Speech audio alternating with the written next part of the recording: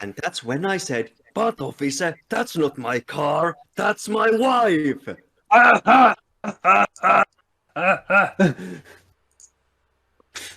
Hello everyone, welcome to this disaster. I can It hear has my Madhog, own as you can- voice. And as you can see, this disaster has Madhog's seal of approval. Yes, it's chaos. By the TM. way, Yes! I am detecting an I'm here to echo. kill chaos! I have no idea where that echo's coming from either, honestly. Echo. It comes and goes for some strange reason. Is somebody not wearing headphones by any chance? Everyone's wearing headphones, as far as I know. I have an echo every now and then on this chat, but I just ignore it because we have been unable to find the reason for it. Listen, Icipall, when you spend over a decade editing audio, you tend to become a bit obsessed with these details, with the quality of it. Don't worry, you can fix it in post. No! No! This video will be several hours long. I have no intention to do any major editing in this. Are you kidding me? Are you insane? You always say that, but... Okay, everybody, I would like to welcome each and every one of you to a little game. No, we're talking about this other thing instead. Madhog, if you could see me roll my eyes towards you, if only. I'll take your eye rolling with my fist. He see you rolling, he hating. Welcome one and all to a game called Syndicate Bust Up. A game that started off as a JoJo Bizarre Adventure reference with puzzle elements, but then turned into a homage/love letter to side-scrolling beat-em-ups with overly ridiculous anime powers. Yes. That's nice. So, first introducing myself, the DM, or GM, whatever you want to call me, the person running the entire show, which is Devar Arkvaron. Yes, hello, I'm Devar Arkvaron. How are you doing? Yay! Oh, how are you doing, Devar Arkvaron?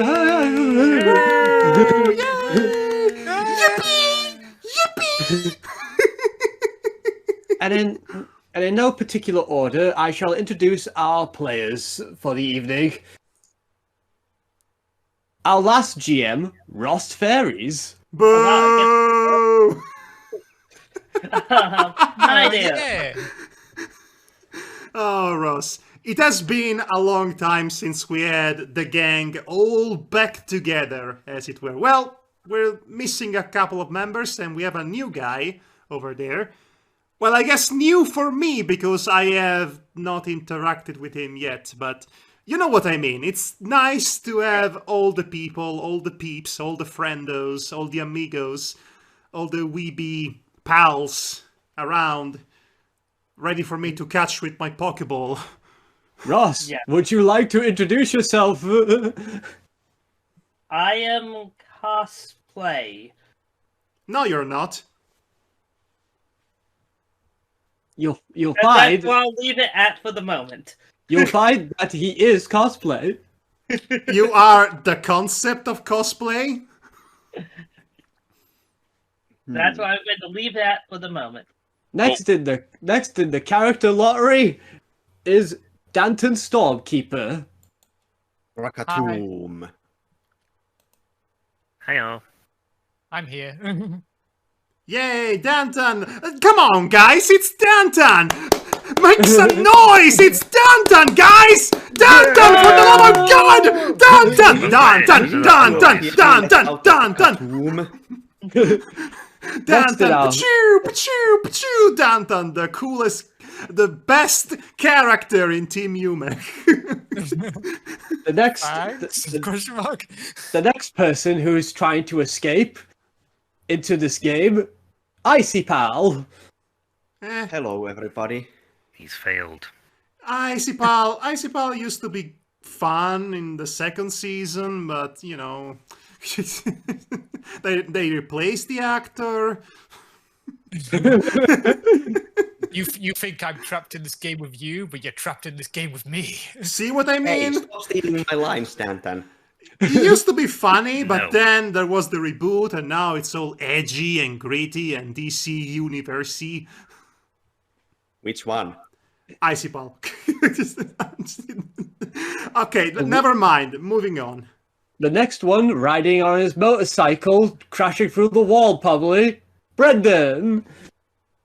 Oh, I have a motorcycle. That's cool. Hey guys, how we doing? Wait, hold on. Devar, is he stealing my gimmick? No, he's not. I'm just doing this for the intro. Okay. Hi, Brendan. Hello. The character I'll be playing is Trevor Lash. Don't. Give me the surprise. We're not revealing who we are yet. Well, apparently not. The humans must never learn about our plans to invade the planet, so put your rubber masks back on. It's fine, don't worry about it, Brendan. Believe me, I wasn't going to. I mean, Deamonox, you have the mask backwards. Humans have their breath holes in front of their faces.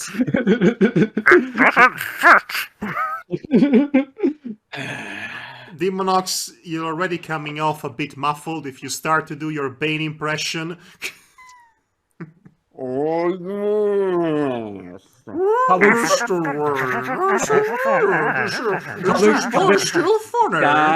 Guys, coming from the vastness of space, the GM of a previous mission, Deamonox. Hey. Hey, Deamonox. Hey, Deamonox. Hello. Hi. Hey. Hey. Greetings of the fourth kind. Okay, we're all in the sixth, mate. You're well behind the times. I would give you the fireworks, but I've already used them all for Dantan. Sorry. I bring my own. And guest starring Madhog thy master. Oh, introduce me last, will you? Will you? Guest starring? I'll guest star you. Oh my. Oh my. Oh my. It made the most sense at the time. Okay, well, we'll talk about it later in bed. I think my wife would have a few things to say to that. Okay, first of all, this is seeing the return of an old fan favorite character who was really popular in the past, but now is just horribly outdated. Okay, listen, let us not gang up on Devar all at once, Icipall, okay? Ooh, he's deflecting. By the way, Devar, when did you marry again? Well, technically I'm not married, but I just call her I call her my wife because I say it anyway by accident to people. God damn it, Devar, you should have said, I never did. Right, I was confused for a second. You married and you did not tell me? Your automatic best man? He was afraid you had gone jealous because Devar was now out of your reach. Oh no! I'll reach you. I mean, you have tried in the past, but your arms don't stretch enough. I'm still working on it. So yeah. Anyway, let me think if there's anything else that needs to be laid down for the groundwork, so to speak. Yes, I'll lay you down. Oh my! But, no, I think we've got everything covered at the moment. I think we have all the players covered at least, and I did explain what the game's name is and what it used to be in a summary and what it's now become. I have the strange feeling that the spirit of JoJo will live on into this new venture. It kind of will, kind of won't, but it's going to be more arcade beat-em-up sort of. Anyway, so, okay, before we start, there is an all-important matter that we we require to address. And what would that be, if I may ask, as the person who should be running the show? Okay, guys, favorite beat 'em up, go. Oh, okay, that actually is a good question. Too many Go on, Devar. You are the boss. Go first. Okay. It's between either Battle Circuit or Night Slashers. Creak, creak. Do I have to explain what those two are? Apparently. I've heard of them, but I have never actually played either of them. Okay, Night Slashers. Either. Night Slashers is a completely wacky beat 'em up that is done with the theme of horror, horror to be exact, with even references to other movies that have horrors, like, say, the Wolfman from Teen Wolf. That sounds like Darkstalkers. It is very completely violent and gory and utterly ridiculous. Cool. And Battle Circuit is a game made by Capcom, which has a character you can play as who rides a pink ostrich to battle, and that's all you need to know. I guess that is all I need to know. So, what about you, Ross? He asked, pretending not to know. Okay, so it depends on the day, but Cadillacs and Dinosaurs is definitely one that's up there. Just because of how just absurdly masculine it is. Punching dinosaurs! And on days where that's not it, it's the D&D beat-em-ups, the two Mystara ones. Oh, Power of Doom and Mystara. Is one of those D&D themed beat-em-ups the one where the barbarian goes "Whoa!" or something like that? I don't think that's the game. Oh. Yeah, I don't. There is no barbarian class in any of those games. Well, okay. Well, I tried. So, Dantan? Well, the only ones that come to mind instantly is like something like Battletoads and Double Dragon on the Super Nintendo. Oh, the very hard ones. Yeah, the very hard ones, or or something like Golden Axe. I think Danton means the crossover game, the Battletoad and Double Dragon game that was on the Super Nintendo. That was a harder the one game. that he's talking about. That's actually probably the easiest Battletoads related game. That's fun. Easy. Good classic choices. So, Brendan? It's like a near impossibility for me to really narrow it down because, like, if I was playing one solo, gun to my head, I'd probably have to say Super Double Dragon on the Super Nintendo. But the best one's Turtles in Time, just hands down. A classic choice. Mm-hmm. But you can't ignore the X-Men or the Simpsons arcade game. Nice. Yeah, both are awesomely bad in their own way. Tommy Heavy, gotcha. And Maximum Carnage. Maximum Carnage is the other one that's incredible. What, the Spider-Man one? Yes, that's the Spider-Man one. The one in which they had the gall to reproduce a Metallica song for the music of a stage. It wasn't another band, but yeah, I know what you're talking about. LJN ripped some music, yeah. Was it AC/DC? I mean, I'm not going to judge them for do that. After all, the legendary theme of Doom is heavily inspired from Master of Puppets by Metallica. Yeah, it is. Doom's music is basically just a riffs on Metallica's music almost all the way through. Which is honestly the best kind of riff music. Okay, who hasn't gone yet to describe their favorites? I have too many to count. I love the Dragon Ball Z series. I love the old arcade games like the Golden Axe series. I am literally all over the place with even the 3D one. Yeah, that was less. That was less thing, but I enjoyed some parts of it. Right. Oh, wow! Hot takes here at Team Yume. So, as far as I'm concerned, I'm very a mixed bag when it comes to this sort of stuff. I don't play many brawlers, if I'm being honest. It's not exactly my go-to video game genre. Mostly because the perspective plays tricks on my eyes, which work in a very specific way, as you guys know. But amongst the few I have played, I have to say my absolute top tier, top of the line favorite of all time is Streets of Rage 4. That is a pretty good one, honestly. It's a very solid pick. I can't say anything about it. I was actually expecting you to throw out River City Girls. Well, here's the thing. Streets of Rage 4, you don't have to grind.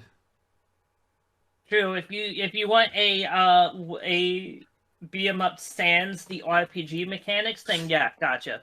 I mean, I love me some RPG mechanics on one hand, but on the other hand, sometimes you just want to walk to the right and beat the fuck out of some people. On the other hand, if the game is solid, it has a very solid, fun core fighting mechanic, and you don't need to grind to beat anybody. It's just a pick up and play situation. Then I can certainly appreciate the fortitude of a solid classic brawler like Streets of Rage 4. And also I like the aesthetic a little bit more, if I'm being honest. River City Girls is very nice to look at, but it is also hampered by a few choices, such as the fact that I have to constantly run around anywhere. The next part of the game I have to run to it, traverse a place that's full of people that want to beat me up all the time, and it gets old. And also, sometimes you're forced to do dumb gimmick side missions, like that one in which you have to jump on a sofa. And oh, I know the fucking one that you're talking about. That was easily the worst part of the first River City Girls. I like Streets of Rage 4 because it is lean, mean, to the point, solid core, and sometimes a game that's all you need for a good game to be fun to play. Okay, anyone else has not gone yet? Nope, forget. no, last one. And the music is freaking excellent. Excuse me, good sirs.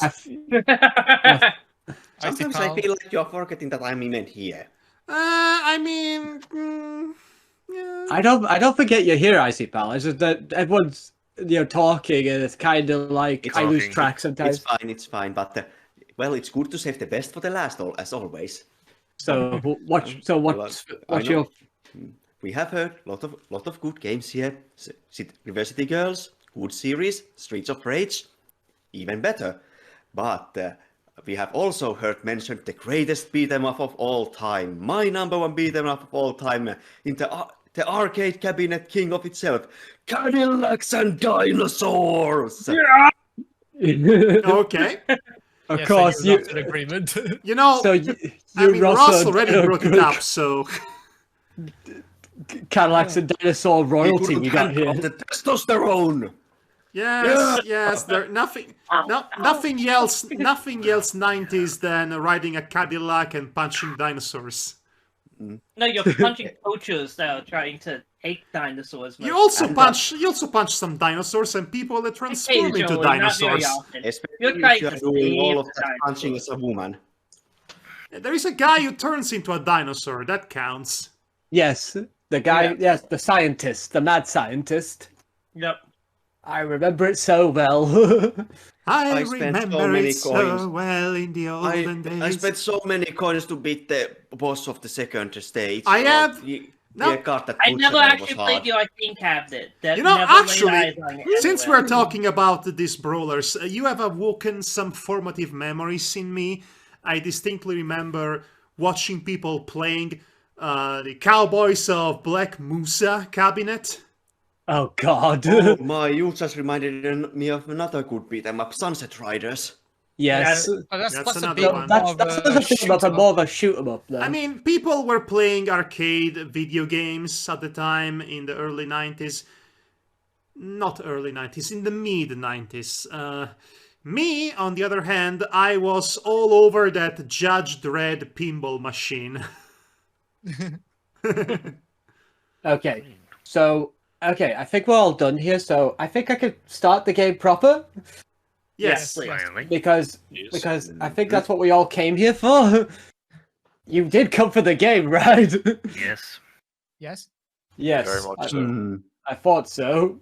So, to bear... Hashtag yes. Yeah, so you might need to bear with me because I wrote an intro blurb to basically... Of course you have.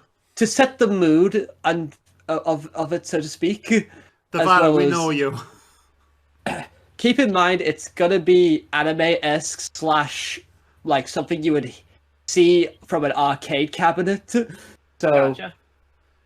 In a world! Space, an endless void where many secrets lie.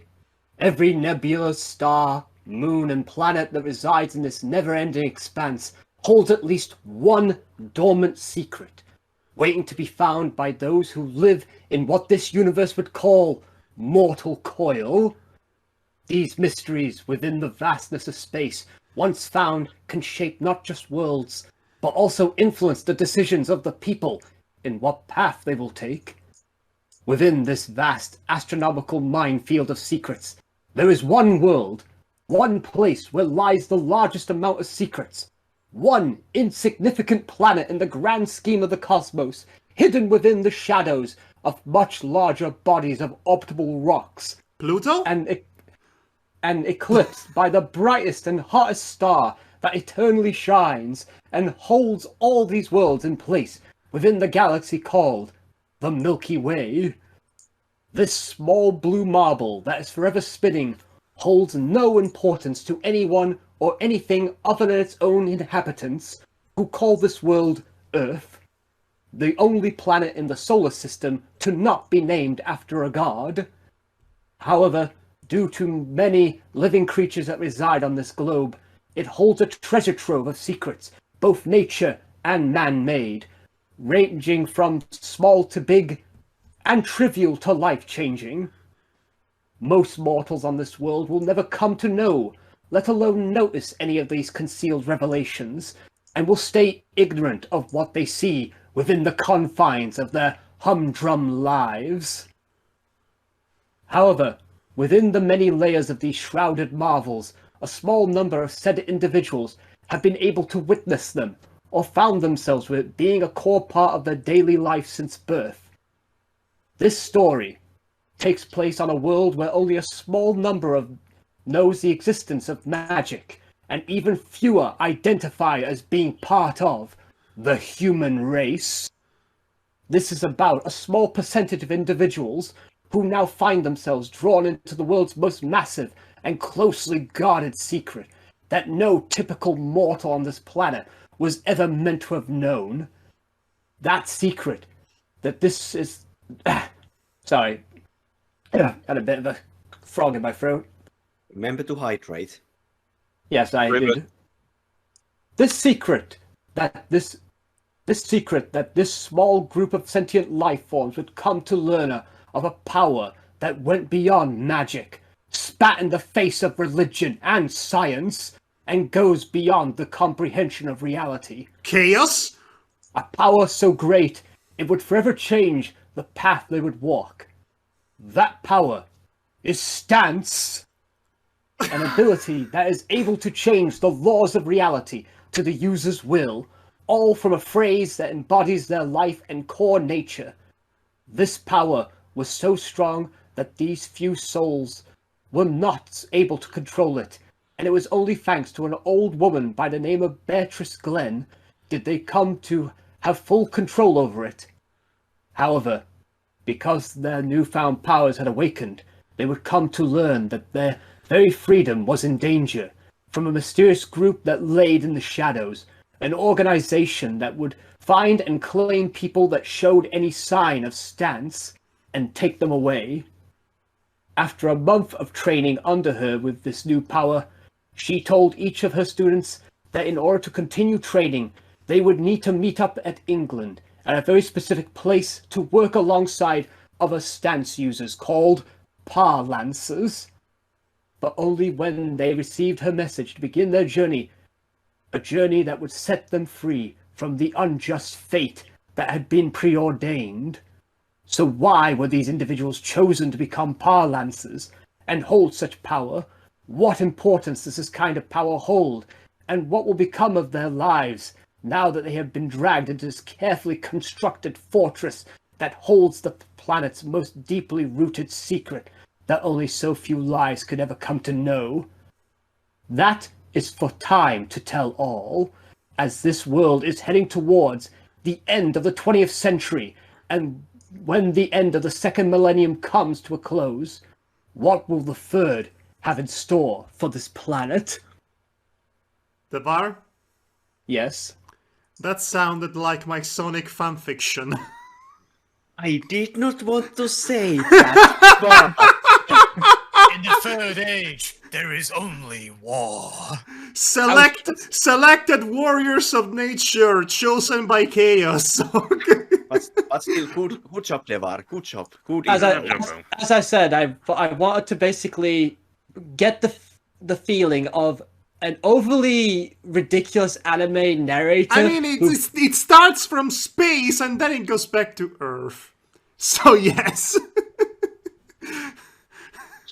So guys, it is time to go and pillage England. So hold on, are we going back to space at some point, or was that just entirely gratuitous?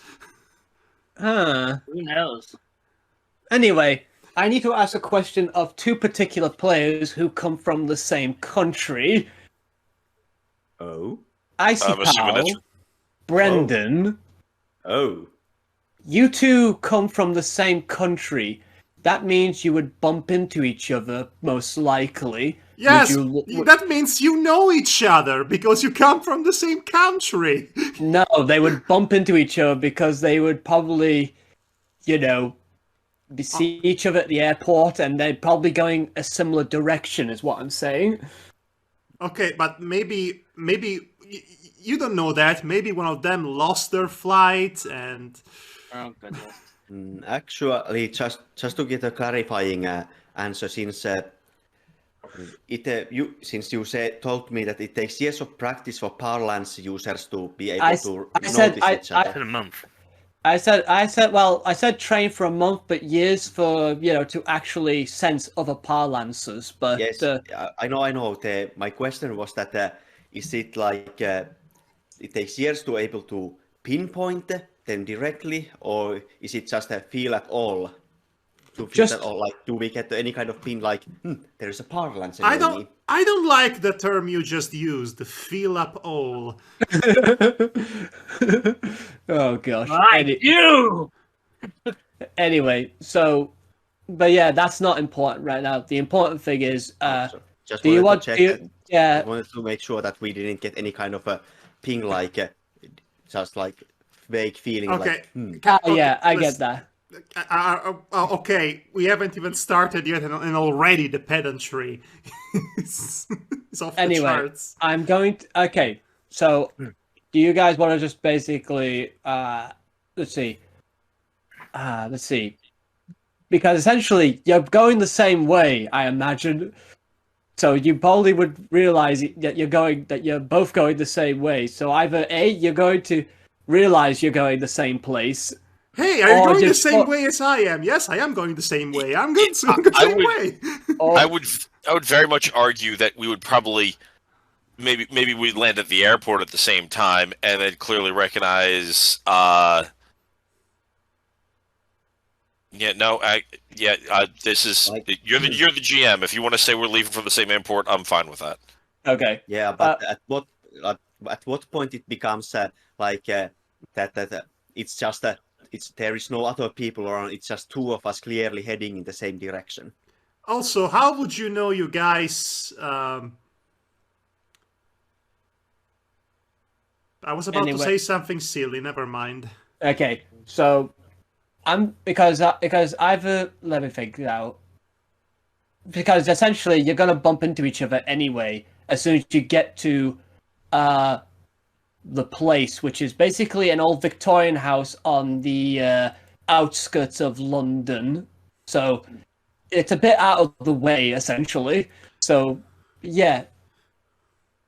I mean, yeah. What I would it'd be one of those things where we might happen to like see each other and be indifferent, and then be the same way, and then happen to maybe grab the same or grab taxis right next to each other, saying the same address out loud, and then looking at each other like the fuck, and then maybe taking the same cab, and that's where maybe there would actually be, because I mean I can't imagine a reason where I'd be like, oh look, another American randomly going to London. I'm sure that's never happened before. Yeah, okay, I like this. I like the idea that two Americans will always recognize each other as American in foreign countries. Because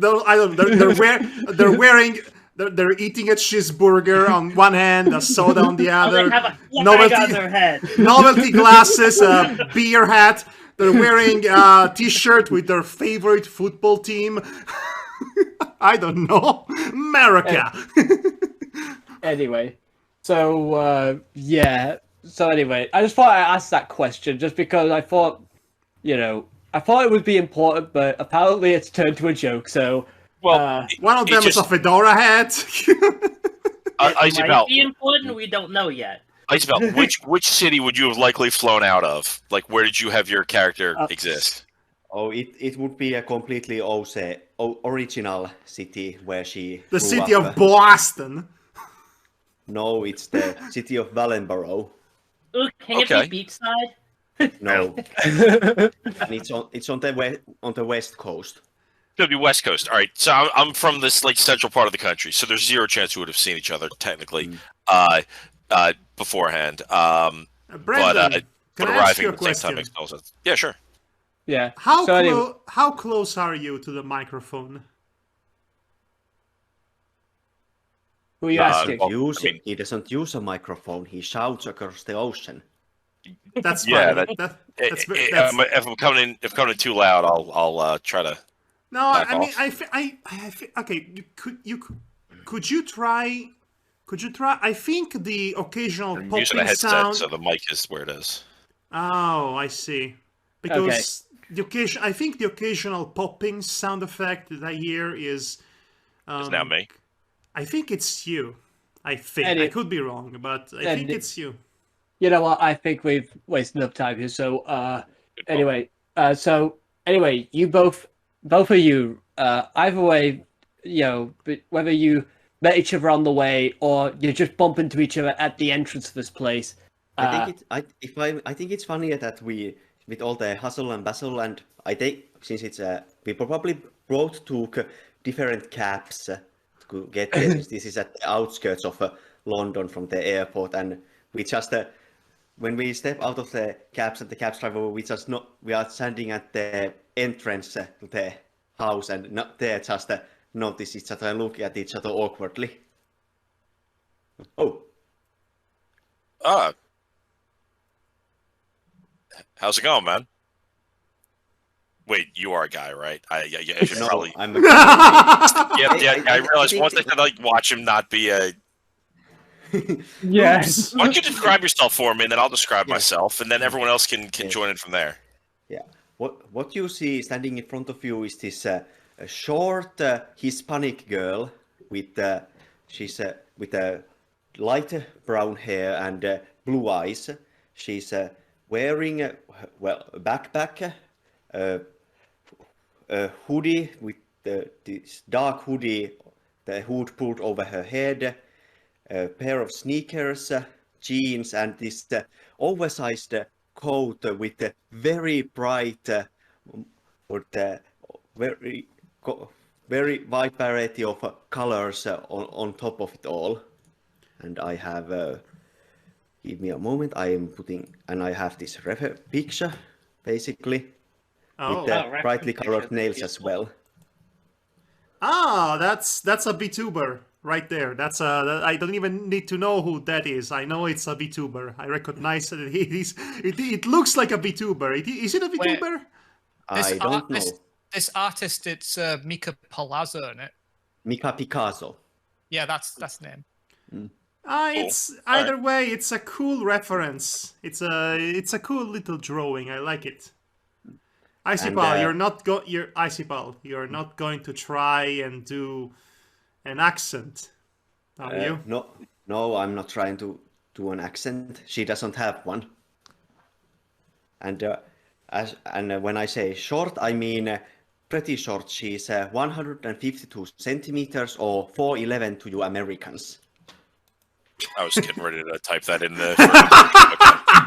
America, wearing a T-shirt that says "We damn it, down with the metric system." I'm actually a proponent of the metric system, but it doesn't mean I actually know the conversions because I'm still a dumb American. It's just how it is. It's really not. It's not your fault. Even if you all decided tomorrow to compare to the metric system, there would inevitably be a lulling period in which you would have to learn a whole new way to measure things, and at this point, that's just impractical for an entire country to stop in order to learn a whole new system of measurement. Anyway, can we continue? Also, one more thing. Also, her coat with all its bright colors has a lot of pockets. Like a lot, very much. So it's Pocket City over here. All right. So then, as we kind of like both get out at the same time, I look over at you. I'm like kind of average height and build, 172 centimeters in height, 5'8" Ross. Brown hair, hazel eyes. Like I said, average build. Just wearing kind of a loose fitting T-shirt and jeans. I'm carrying a pretty large duffel bag, but it's considering what we're apparently going to be walking into, probably packed a little light. Although you seem to be not packed at all, so I immediately wondering if I overpack. She has a backpack. A backpack, and also a lot of pockets, which is great. Yeah, not enough characters have pockets on them. It's a very nice character design choice. Devar, quick, what time of year is it? Oh, let's see. It's about around, let's say, summertime in England right now. Okay, so... okay, but it is summertime in the year 2000, so it's significantly... No. It's 1999, to be specific. Okay, well...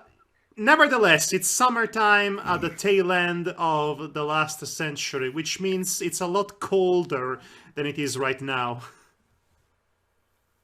Yeah. Okay. Go on.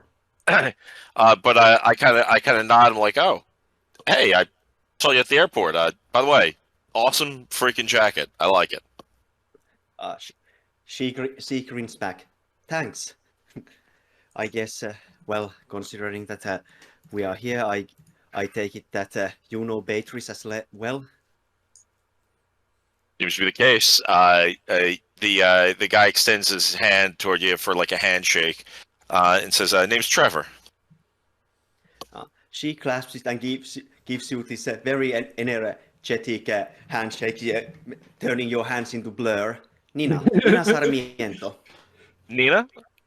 It's a pleasure as my hand is shaking so fast it's affecting my speech. Well, ladies first, as I guess we walk up to the house. Allow me to give some description of what this looks like, the scene, essentially. All right, cool. So basically, in the distance is a lone old Victorian house that's within a grassy plain at the... basically, you two, from where you two are standing, you're basically at the entrance to a dirt pathway that leads to said house. Oh, it's a long path. Yeah, it's basically a dirt path that goes up to it. The entrance, by the way, is an old-style wall which time has taken its toll on, leaving parts of it blackened and moss growing upon it. Barring the path as you walk up it would be two tall... Well, actually, I'm talking about the gate first. Barring the path is two tall metal gates held by two pillar-like structures that have simple large stone orbs as decorative tops for the entryway. There is a sign on the left pillar which time has also weared away at the once meticulously clean chiseled stone which reads Snapdragon Cottage.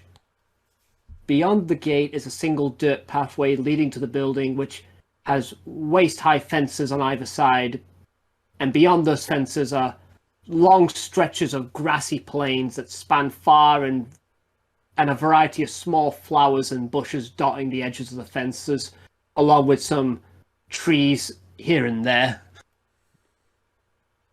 Is the gate open? The gate is open.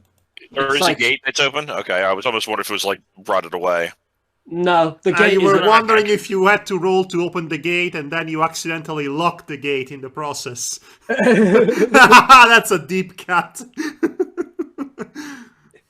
Let's see. Oh, I unlocked it afterwards. This looks inviting. Well, this place has seen better days, it seems.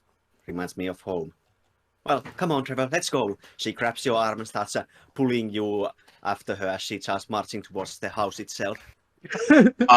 Trevor's keeping even pace without much problem, and is looking around a lot. And it figures how British we end up here. This place is probably older than our entire country, you know. So we make it to the door. Let me do a bit more Okay. building here. So basically, as you walk along the path, as soon as you get closer to the house, the fence ends, and you see a low garden wall made of stone that ends after a short way with rose bushes just in front of it. On a closer look at the house, it looks to be made of old stone that is a mixture of black and dark yellow with normal and stained glass windows that have flowers as the main design motif. Once you're at the once you're at the heavy-looking wooden front door, there's a knocker in the shape of a lion's head upon it. Classic. All right. Are you writing this down? Looking around, Need a map. looking around, how badly does it seem like this place needs a gardener? Like, does it look like there has been no maintenance for any of this area for quite some time? It definitely looks like no one has lived here for many years. It's also, though, you do get the feeling you do get the feeling though that it is being kept maintained in some way, but probably not as considered a high priority. Let's put it that way. Not so frequent, in other words. Not very So we passed diligent. by rose bush. Are there actual roses growing? Yes, there's actual wild roses that are growing. I pick one off and I say, for the lady, as I kind of pass it to Nina in a goodwill gesture, so to speak. And then the beast comes and goes like, "How dare you pick my flowers?" That's what I'm waiting for. Does this happen? I'm in. No. There's I'm no kidding. talking candles yet. Nina Pick on next week. that's the beast. No, I'm kidding. I just couldn't help I couldn't help myself but make that reference. It's a good one. Yeah, it is. All good. She grins you. Hey, thanks, buddy. And she puts it behind her ear, and as she grabs the knocker and bam, bam, bam. Hello, anybody Pebbles? home? I just love this character's gusto already. I Okay, will so take the door down if I have to. suddenly you see the door creaks open, a crack, and you see a familiar-looking old lady sticks her head out. No solicitors! and she looks up to you both and goes like, "Ah, good, you're here." And she ushers you in with a single gesture of her hand. Come in. We have much work to do. As we enter, we're not late, are we? No, well, there is still one person late, but we'll discuss that on inside. You mean there are others here, or two, aside from... Well, I guess I was thinking that I might have been the only one. But then I ran into this guy. This guy! No, I have. Trevor just kind of chuckles at this guy. I don't trust this guy. I don't trust this guy. No, for what we're going to be doing, I definitely need more than one of you. And interesting. Once you're all inside, she closes the door behind you, and she takes you down a hallway and opens another door not far from the front door. It's on your left, by the way, as you enter, and heads inside. And once you're inside that room, you find yourselves within a very spacious living room.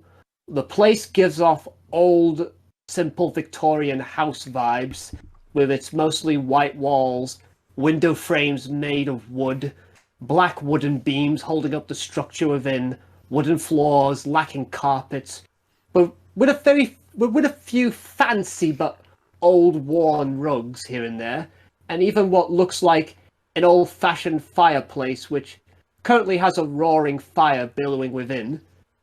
You can see a lovely view of the countryside hills of varied yellows and green fields with a forest in the far-off distance as well.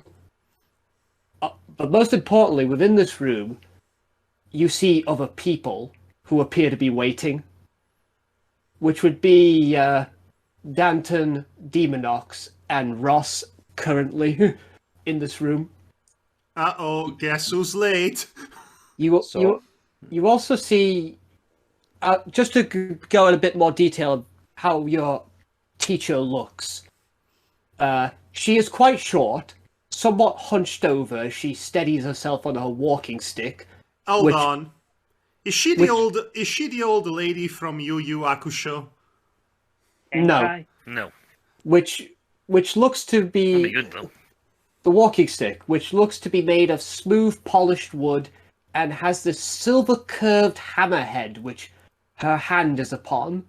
She is a slightly plump-looking lady with shoulder-length curly grey hair, with only a few strands of faded red being the last remnants of what her hair colour used to be in her youth. She is wearing a long dark brown dress and dark blue shirt with some white embroidery flower designs with a plaid shawl loosely draped around her shoulders. And did I mention that she's Scottish? You did not. You did not, but I expect an accent now. Yeah, I don't. You can pass. I'd like to ask for an accent, but I understand that it can be... A Scottish accent can be hard to do to make it also understandable. It can be difficult, you reprobate. Well, it's also because I'm recovering from a cold still. So you would probably, if I was to try Scottish right now, it'd be like, me laddie, you get in the room, you bastards. Now you have to do this voice. By the way, congratulations to the imminent liberation of Scotland in the year 2024. Yeah. Anyway. Let's see. Okay, so she appears to be looking around the house and peering out the windows before turning back to all of you who are present and says aloud, Right now that we're all here, we can get started. I called you all here for a specific reason, and that is to get to know and used to the idea of working with fellow parlancers. You sound more Irish right now than Scottish. As I said before, I'm still recovering. also, you're talking to a guy who keeps on mixing accents everywhere. I know, but that's what makes you charming. However, time is not on our side, so while it's a little harsh to ask this of you all... Top of the morning to you! So soon, since you've only just arrived, but we should get started on training today.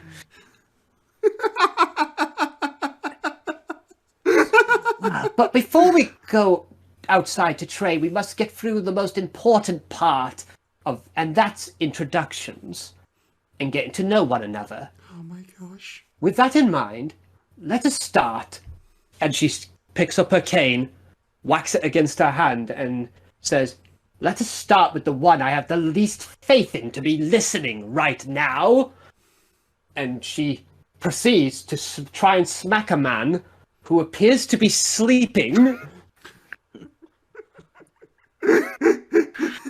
Deamonox, I'm going to be rolling something here for you, because this will be a short introduction of how this works. Because she's going to be attacking somebody, she has to roll to attack. Deamonox has a set defense class, or DC in this case, and she has to either meet it or go over it in order to hit it. Classic. But because she's higher level, that means unless she rolls a 1, she might hit him. So let's see. 13. Okay, so given her skill set, that should be a pretty easy hit. Yeah. So basically, she ends up smacking you right in the gut. Yeah, she smacks you with her shillelagh. Yep, is a grunt as she hits the guy. It's like. Now you're back on planet Earth with us. Why don't you introduce yourself? My gosh. And keep your eyes open long enough to at least look interested in meeting new people. Okay, Devar, a question. Yes. Is the person's nationality important for this story? It sounds like a dicey question. I don't usually put importance on it personally. No, I'm asking that because if we would be so inclined as to change her from Scottish to Irish, I think, because you sound a lot more Irish right now. Yes, I know, but still, she's supposed to be Scottish for a reason. Exactly. It is. We all know that Devar can't really do accents anyway. Besides, there's already a character filling the Irish role anyway, so... Yeah. Anyway. Okay. Yep, so the guy, still yawns, but he slowly gets up. He's wearing a, he's wearing a long-sleeved outfit. So he casually puts his hands inside before turning to look at everyone. Yawning and that. And he pulls one out to rub his head and goes, Ni hao, washa laubo. And Beatrice goes like, you can speak English, you know. I just want, and the little black text box suddenly appears in one's eyeballs. Hello, my name is Lu Boo. And he looks at Beatrice and goes, well, she said how...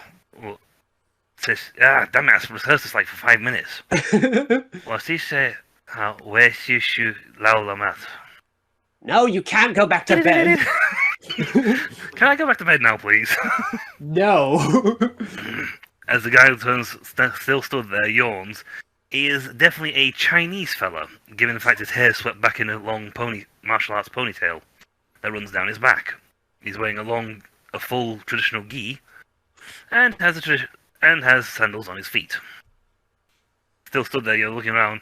You can see him like slowly starting to try and nod off. It's like, are you sure I can't go back to bed now? I'm going to do complete continuous in English now because I only learned that one sentence. No, I spent a week doing that. No, you need to listen to. No, you need to at least, as I said, look interested to at least meet new people. Hi. Anyway, sorry, quick clarification. Did he have a top knot or what kind of hairstyle was it? He could have swept back in a ponytail, right? Swept back ponytail, not top knot. You think in Japan? Thank you. Okay. So next, please. Next.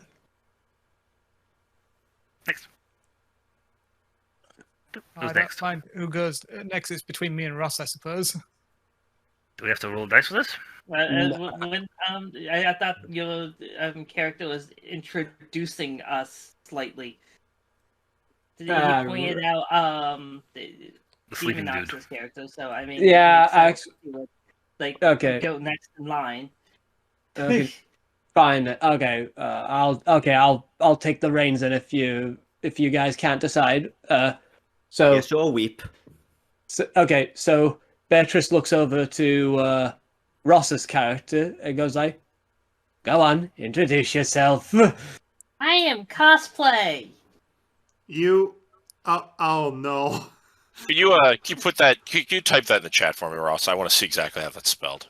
Oh no. I'll type it for Ross. So this is the character in question. She's a dark elf. Yes, she has darker skin than Question: and Can I pointy see her? ears. Can I see her ears? Oh, Yeah. And we all, I think we all can see her. Yes. this Yes. is, well, in fairness, this is the most Ross character that I could have possibly expected from this. Well, the thing that I would have said if I knew basically like this was a thing that my character would have gone Docklefar. Wait, sorry, can what? Okay, so for the benefit of our listeners, No, we need to No. continue, Madhog. Go. I'm sorry. no, I was going to say Ross is a booby elf. That's it. That's the character. Okay, Moving on. let's continue, please. Okay, so you see that Beatrice Glenn just kind of, just goes like, yes, her name's Cosplay. Why? You are not there, Madhog. Okay, and then she goes like, Oh, then- that's what you said, Dantan. Sorry, I didn't catch that. anyway, so she basically looks going like, where is she? Get out of the corner! Get over here with the others! She points to Dantan's character. Well, the thing you would have noticed basically, she's playing the Game Boy right now. And when she just looks up and Wait, just original or color? That's an important question. It is the original grey brick one. Ooh. Ooh. But she looks basically a bit nervous, and she just gets up. She's a short, 4'9" young woman with pink hair. That on one side of her head it's short with two braided trails, and on the other side it's long, as it starts in the middle, rises up, curls down and over one side of her head, and extends all the way down to her chest. She wears like a pair of reflective sunglasses, a black tube top, it shows off her belly, dark blue jeans, and a jacket with yellow highlights, with the design of an iron heart on her back, a pole dawn on her left shoulder in the shape of a lion's head, a pair of metal-plated shoes that are on her feet that have the words written upon them, resist and bite on either foot, and there's a necklace that has a bullet attached to it with letters carved onto it. And she just nervously says, "Hi, my name is Johild Jotunn," and then she just basically looks away, sits back down, and continues playing her Game Boy. Can you put that name in the chat? Yes, I will. I'm just also going to. And very traditional. Is that you? Yes, That's that's the character. You look so cool. You look so... No, actually, that's not the word I was looking for. You look so Overwatch. There it is. She looks like a very modded Fallout 4 character. That I was actually thinking. It kind of looks Cyberpunk's 2077 a little bit. It's like the one There is a very Yeah. specific reason why she's colored the way she is. And but also another thing about her is that she has a very particular accent that I'm not even going to attempt to try. Jotunn. I see a reference to Norse mythology in her name. I think he's onto something. Okay, it's okay. So is Dantan, you going to say anything else, or is that all? No, she just gets back to playing her Game Boy because she's just introduced herself like she's been asked. I feel like I should point out how tall Lubu is. So that one's Yes, about please the do. height. Lubu. He's Sorry, I played too much. Yes, Dynasty we all get the Lubu. reference. He is about 5'10"-ish. Nearly between 5'10", 5'10", 5'11". Okay. So not particularly tall, but he's not short. Yes, only this Lubu is 5'10", very 5'11" it's not short. No. No, it's not short. Yeah. I said not particularly. I am 5'11" in real life. Yeah, it's great. I'm 6. Yeah. So Beatrice goes like, young lady, could you please put the Game Boy down and come over here? A real social group here. But I haven't saved yet. You're playing a Game Boy. Right. Alright, before Lubu falls asleep again. Oh, so you're probably playing Pokemon. Yeah, I was about to say, Trevor points over and says, You can't play Pokemon? Pokemon on the old Game Boy. Yes, No, you man. can. Yes, you can. I Blue played Yellow. it. Yes. I think it was released much later in 1999. It wasn't, Yellow came out in 99, red and blue were out before that. Red Okay, and now blue what came out I'm in saying- 95. Okay. Oh, he specifically said that he has the old bricked But original edit- Game The Boy. old brick Anyway, Game Boy is getting capable caught in the of wrong playing feature. Pokemon, but anyway. Anyway, We need to carry on. yes, we do. So, anyway, like I said, Beatrice goes like, let's get over here. Oh, Get over here. Okay, so I think who have I said everybody other than the two that have just entered? Yeah, you said there was one who was late. Yeah.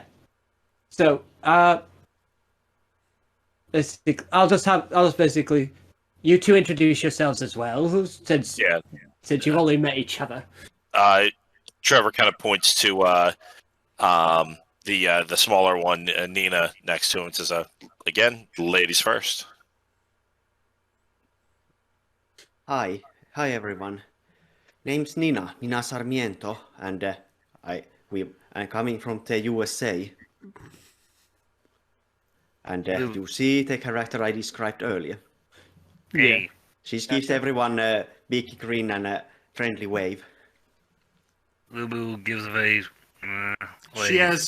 She has main character energy already. Johild is just nervously looking at her feet more often than not. Oh my god, they are about the same height. Nina is a little bit taller. Yeah. Yeah, I was gonna say she is 4'9".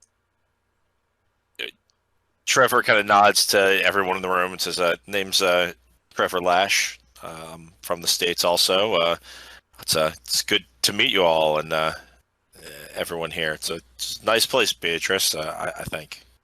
Well, it has to serve as our base of operations for now. I would have preferred another place, but this is the best I could scrounge up on such short notice.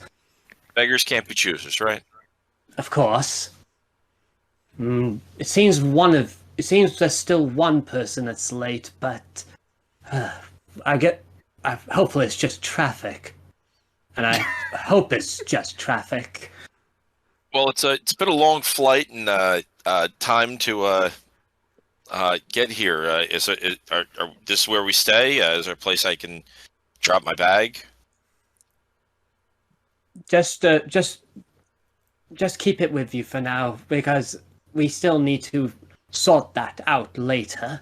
I see. All right, I'll just hang out here, and I'll find a place somewhere in the room to kind of set myself. She then proceeds to say, "Well, now that you're here and you know each other's names, I'm gonna go prepare the back garden for training. In the meantime..." Nina raises her hand. Excuse me? Yes? I have a question. What's the question, sweetie? I hope this is not insensitive, but she points at the cosplay. Why the elf motive? I mean, it's okay. I have a friend who has this whole vampire stick going on her back at home, but aren't you going a bit far with that? She gives you a mostly vacant look and just replies, "I am cosplay." So this is going to be your character for 25 sessions, Ross? And Beatrice Glenn kind of gives this look like she's done with dealing with this crud, and says just simply, "Because she is an elf. Anyway, I have stuff to sort out." So, I'm waiting for my cue, Devar. But the queue, I'm afraid you're gonna have to wait a little longer because under certain circumstances. Anyway, you'll figure out as it goes along. Anyway, in the meantime, why not take the time to relax a little, talk and learn about each other. Maybe Cosplay can learn about English. Oh God, is that the only thing she knows in English? He doesn't say anything and just goes like, anyway, just talk about each other, what you've done in your lives and what skills you have, because after all, if you're going to fight side by side, you're going to need it. It's crucial, that information. And then she begins to slowly leave the room. I'm going to allow a very small freedom of conversation. I would have gave a bit longer, but because it's getting late.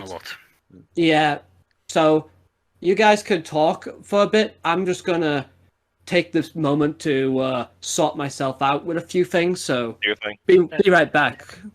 Okay. Nina looks at Cosplay after hearing that, Beatrice claimed that she's an actual elf, blinks and then looks to Trevor. Do you think she and points at where Beatrice left. Do you think she was being serious? Trevor's looking around the room and looks back down at Nina and goes, I'm very concerned that she was, but it doesn't make sense. He was just slowly nodding his head. Sat there, nodding his head continuously.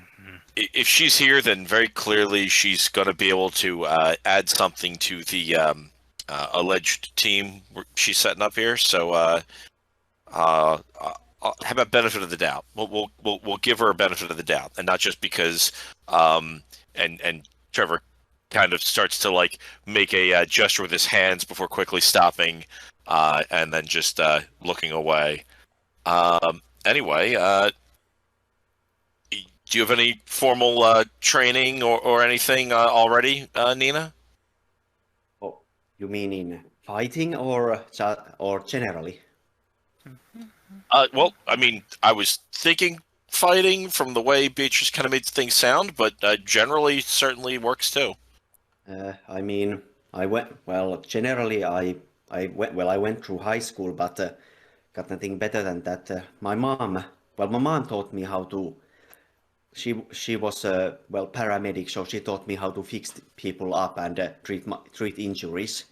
That has been pretty useful talent. And at that moment, there is a small shadow over Nina's eyes before she quickly gathers herself again.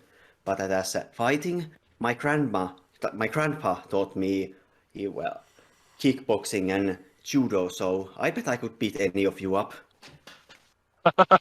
All right. I like the confidence, and paramedic training is definitely vital. Yeah, that's good. Johild, right? Yeah. Mr. Lash, was it? Yeah, you definitely don't need to keep the formal Mr. Lash, please. But what's your client? Mr. Lash was his father. Actually, that wasn't his last. No, not going down that road. She chuckles. So, what can you do? She just looks really nervous and just says, "I can fight with my feet." So we got a kickboxer and judo.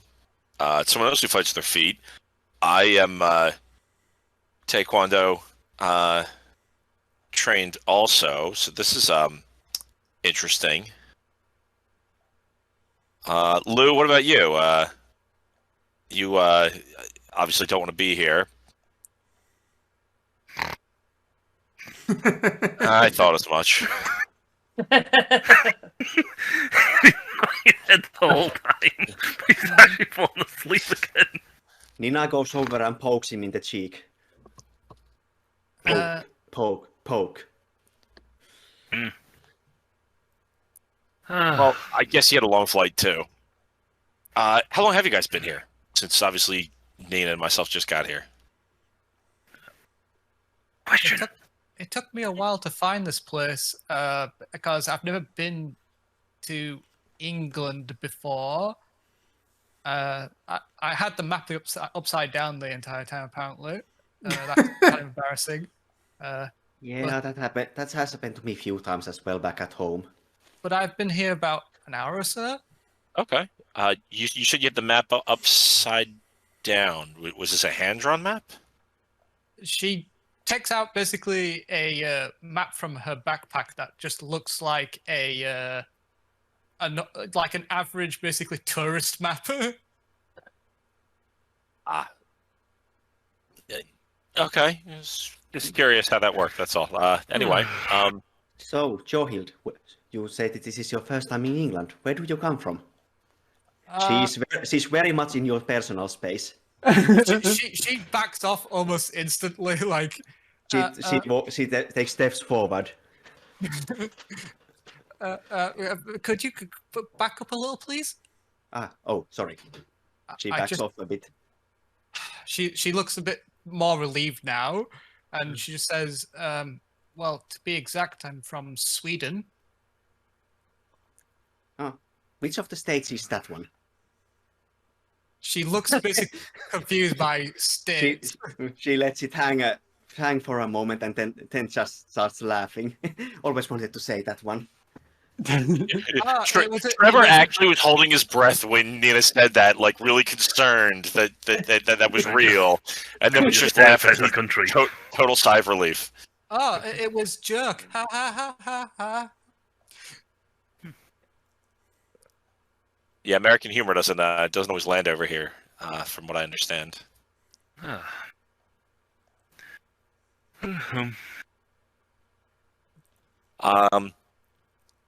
Cosplay. Now, so. Do you actually know any other English words? Yes. That was helpful. That was my fault. I guess I had that coming. Yeah, Johild's like continually staring at Cosplay, like just like, you know, in like curious. Respectfully. Yeah, respectfully curious. Lulu's just plain respectful. Is he awake again? Yeah, Lulu's awake now. Well, you did poke him. I'm gonna say you did poke him. It's like I wasn't sure if that was enough. I wasn't sure either. Okay. So where are you from, Cosplay? See, thanks for a second. Siberia. Blink, blink.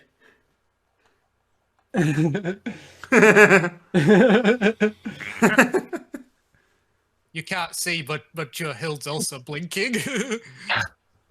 I'm not sure if she's joking or not, and that terrifies me. I have a feeling she picked it on the map herself as a thing. So I think it's safe to we're gonna roll with it because I mean, she raises many questions. Yeah, it is very strange Dockelfar to be here. Yeah, like what has she eaten during her life to get that big?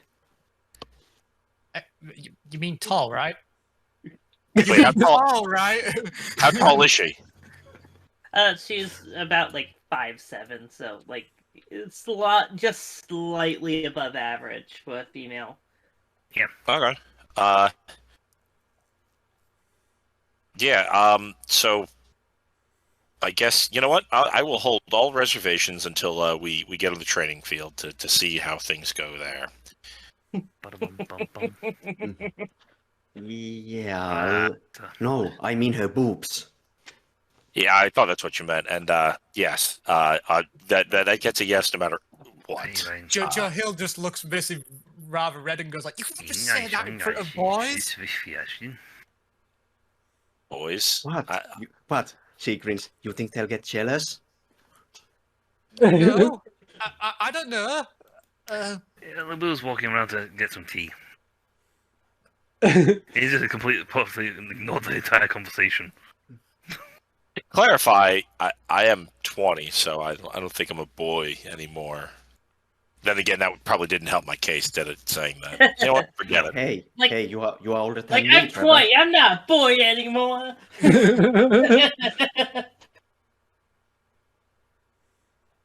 Well, you can take solace in the fact, Trevor, that you are older than me. Yeah, when you mentioned high school, nothing more, I kind of assumed I had a couple of years on you, but you know, it's not a big deal. Well, 1 year. Okay, so I overestimated. What else is new? So, Lou, what kind of training have you had in the past? You clearly look the part. He raises a slight eyebrow to that, like as if there was some sort of question of why he should be looking the part for some reason. Like, am I not dressed correctly? No, I was just sorry, just trying to make conversation. I'm genuinely curious about your training. Yeah, his accent's thick, but he does speak English, so the text box doesn't appear. Though it does still appear, definitely still appear. The text box just keeps appearing and saying the same thing again in English. He's not even speaking Chinese now, but it just keeps appearing and typing out for him. So you're playing a video game in English and with the subtitles on. Wait, so, Yep. so the text box actually appears there. You weren't just joking about it. Is it a joke or is it in your head? I'm taking it as a joke, unless It's a joke. I mean, considering that we have superpowers, that could have been part of his stance. Also, reference to where Chinese foreign characters appear, they all get text boxes. But anyway, now Lubin looks thinks for a second and then goes, I was trained by father back home in the Wuyang Shiten province. Ooh, what did he teach you? He just shrugs. He taught me the styles. Styles He thinks for a second, there's technically no name for it. So he goes, you would call it Chinese martial arts. okay, vague. Sounds cool. Any weapons training along with the vagueness? He just holds his hands up like, only weapon needed. Cool. All right. Just clarifying. Yep, feet and hands. I approve. As for how long he's been here, since that was a question that was asked, Yes. everyone was asking. See, the problem is Devar didn't actually mention any of this stuff.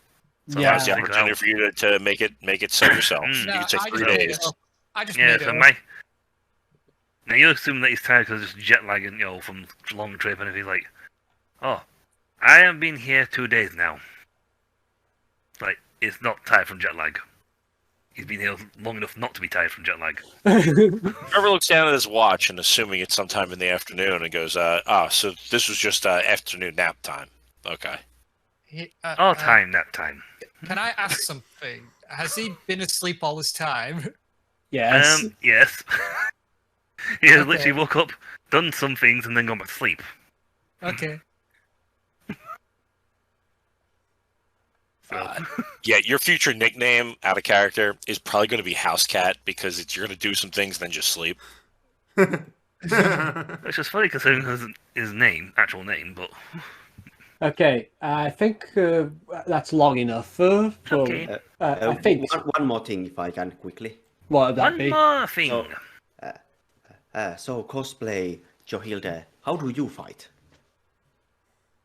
Since everyone else has gone already over how they like to brawl. How I fight. I stab and I freeze. Fair enough. She just looks basically like she doesn't really she looks uncomfortable basically saying, but she basically just says, as I said before, I've been trained to basically fight for a lot of for many years now. In what? In kicking. I'm gonna say, I thought he said kicking. Yeah, but there are a lot of martial arts that use kicks. Well, I don't really know specifics, just basically what I've been taught. So less of martial arts specific and more just a mixed art of flying feet, huh? MMA style. Mixed type. Yeah. All right. Okay. Well, Accentuate on footwork. I definitely think the training field will illuminate things for us, huh? Right then. Illuminate. That's funny. Right then. Okay, so Lubu, at this moment, you hear something coming from outside. Two footsteps. Two of them, to be. One of them appears to sound heavier and like the clanking of metal. It's not that long that everyone else in the room does hear something. Faint chatter. And then the sound of shattering glass as a rock was chucked through the living room window. Were we in the living room? Yes, you were, but it didn't hit anybody. Johild ducks instantly like, ah! Yeah, Lubu takes like a side step back, though he was before the rock came through and everyone else turned, he was already looking towards the window. My character grabs the sword. It's then you hear the sound of a voice that sounds like it's echoing from something, and it goes like, "Come out, you traitorous cur! We know you're in there." Do I see the rock on the ground? You do. Does The it rock. look like a normal rock? It just looks like a normal stone. She's We going have to plenty pick of up them. the stone and quickly move next to the broken window and peek out. What do my eyes see? You see one guy who looks like a farmer, and let's see if I can... Mahesh. Actually, no, I can't find any good armor to basically describe this at all. So you see somebody is completely covered in medieval armor, plate mail, and he's wearing a very fancy-looking cape that seems to be draped around him. You've kind of similar to the English medieval armors and capes in design and aesthetics. I throw the rock back at him. And as you throw the rock, I'm already up by the window. I'm like, what the hell's with the time-traveling getup? Okie dokie. Do I hit him? The two of them just move to one side, sort of thing, and you just kind of hear the knight kind of like growling. Hey, asshole! You dropped this. And then at that moment you see Beatrice basically goes like, "Get back in here, you idiots!" Is that a thing? And she goes like, "Stay here. Hopefully I can make out it was me instead. Just don't cause any more trouble," she says. And she basically she's oddly quick on her feet for an old person as she heads out the front door. Trevor kind of looks at everyone else in the room. Was she the traitorous cur, or is he after one of you guys? My character is actually following her out.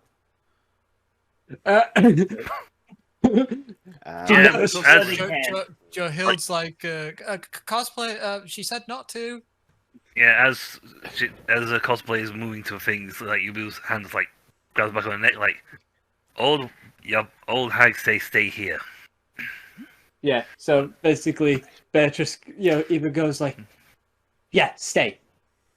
Stay? And then heads out, and then you hear her say to the knight, Didn't anyone ever teach you that it's more polite to knock? You may get better results that way."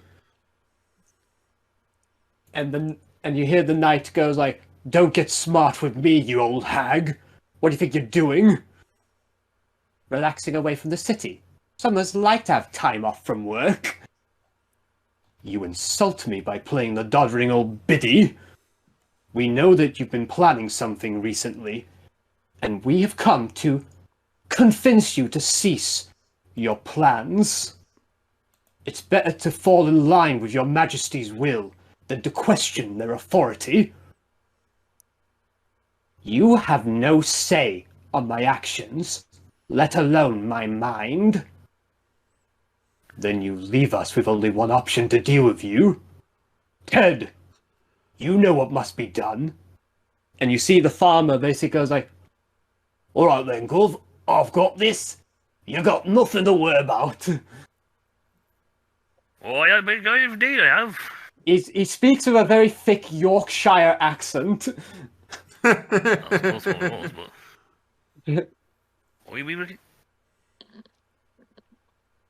And then the knight just replies to him, see that you don't disappoint and dirty our honor. And he begins to leave. And Beatrice basically says, so this is what it comes down to. Blindly following Pendragon and his boss. Oh, now, Nan. Much like looking out for the best interests of one's cattle, sometimes it is necessary to cull those deemed a threat to the entire livestock. And as he is talking, several people are joining him. Most look unarmed, but a handful have weapons, knives, long thin metal pipes, and some have bottles with liquid inside. Okay, at this point, I'm rushing out. I'll finish off the description before I. Yes. The opening in the neck of the bottle are corked by a cloth with lighters in their other hands. Ah, Molotovs. Do any of them have pitchforks? No. You missed a trick there. Yes, the classic combination, pitchfork and Molotovs. Yeah, that makes total sense. Fire, pitchforks, and... I mean, it's the updated version. Also, now, Pitchforks and torches. yeah, now that there's like an actual like mob outside, Johild's actually going to join Cosplay. We are doing this, and Nina vaults out of the window. Trevor... Come on, guys. We can't let her have all the fun. Trevor dashes to his bag and unzips something. Unzips Is the it bag. a gun? I'm American, but no, it's not a gun. Good call, though. Good call. No, it's a water pistol. It is actually a whip. Oh, my. Really? Please tell me. really. Oh, I see the name Trevor. Okay, I appreciate it. Alright, yeah, I can see it now. I kind of got the idea. Oh, that's nice. That's lovely. Please tell me your character is actually a vampire hunter.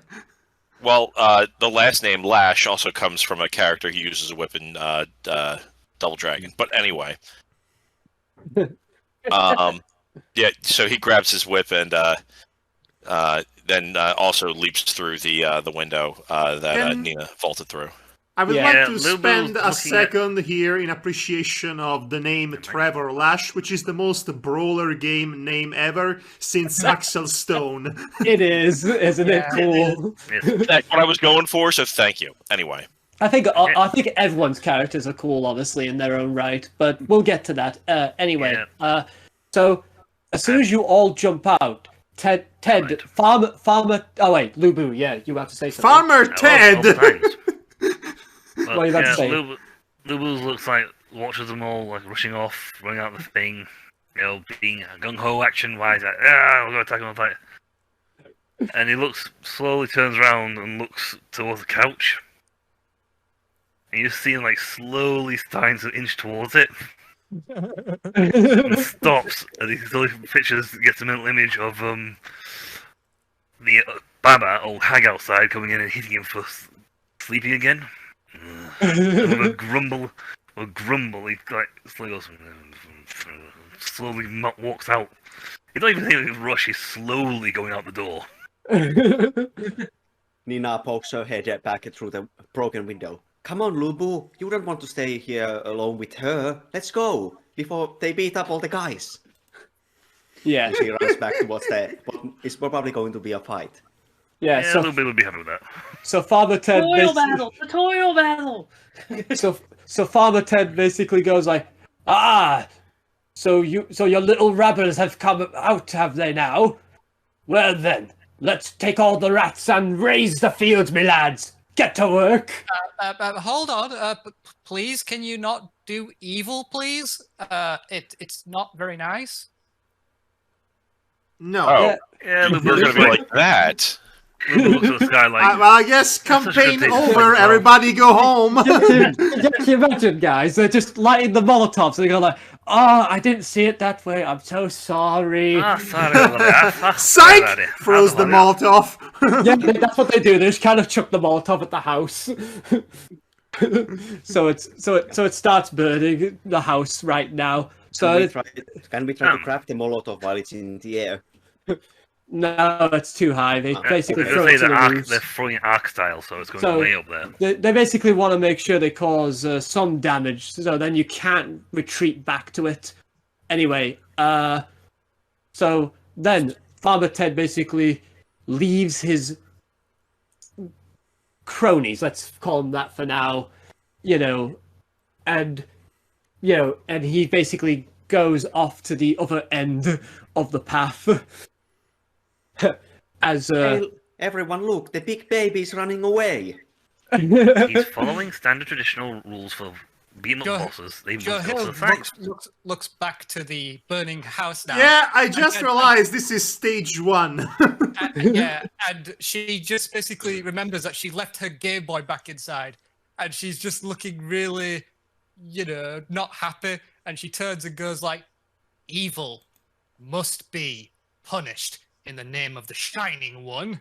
Okay, Dun, dun, dun, think I dun, using dun, action to potentially extinguish the fire?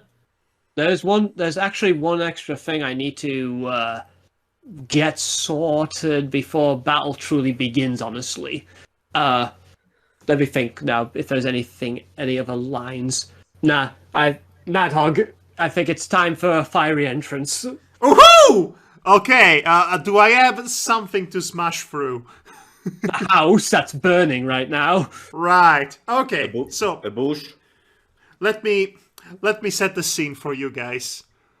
Right. So things are tense, as it were. The house is catching fire. You're ready for a fight, and then all of a sudden, you hear a distant rumbling. Kind of like a motor engine, slowly but surely getting louder and louder. And along with it, a certain rockabilly song also is accompanying it, getting louder and louder. It's enough to get everyone distracted. What the hell is happening? What the hell is going on? I don't know. This is so... I know that's very unorthodox, and I'm ready to fight. And this is... Anyway, big noise. It's getting closer and closer and closer. You hear it coming from behind the home, behind the house. You hear a crashing noise as if something entered the house in a rather unorthodox fashion. The noise is louder than ever, the music is booming, and all of a sudden, crash! Burn! Bursting through the wall of the house on fire. A motorcycle with the rider who's also on fire, and the music is louder than ever, and did I mention the guy is on fire? The moto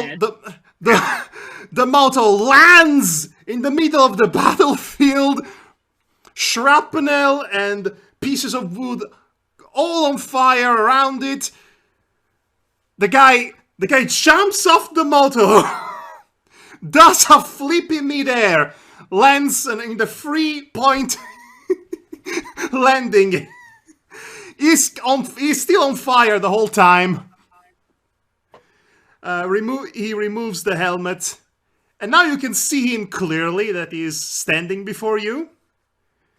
He appears to be a person of a certain size, and also is wearing an Elvis suit. He has a big pompadour haircut. And big pointy glasses. And interestingly, and he also, on top of that, he appears to be a bear. Wait, he's a bear in an Elvis suit on a motorcycle. On Yes. fire. He's still on Yes. fire.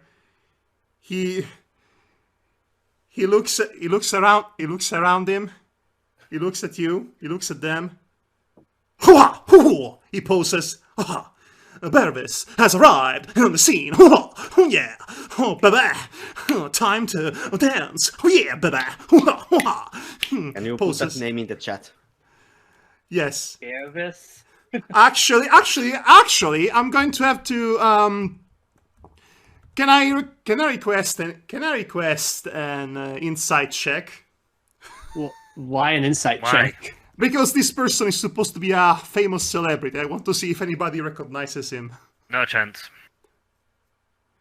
If- I'm not if even you- bothered. I'm not if- even certainly bothered wouldn't- rolling. Madhog, I hate to say this, but outside America, daredevils are not famous. Famous. The And, only two that would know would probably be the two Americans. and they have to live in a certain state for a daredevil to be well known, I think. Well, he's also a rock. If you remember the backstory, he's Oh, he's also a rock star.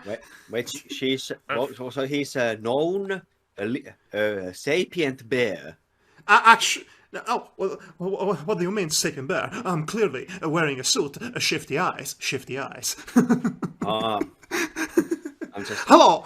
So it's sorry. So just out of character, he's pretending to be just someone in a suit. Is let's Smokey the bear on our side? Let's see. Oh, sorry, I'm late. Traffic, you see. I think I caused traffic. I mean, it's not my fault if all of you Brits drive the wrong way. Implying that he left a trail of destruction coming here. Well, he clearly did, since the house has been essentially. Hey! The house was already on fire before I got here. Oh, baby. Oh. But it has Right. less holes.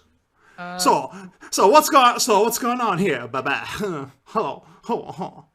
It's farmers market, Basically, can't you see? Cosplay just points at the other guys like, kill them.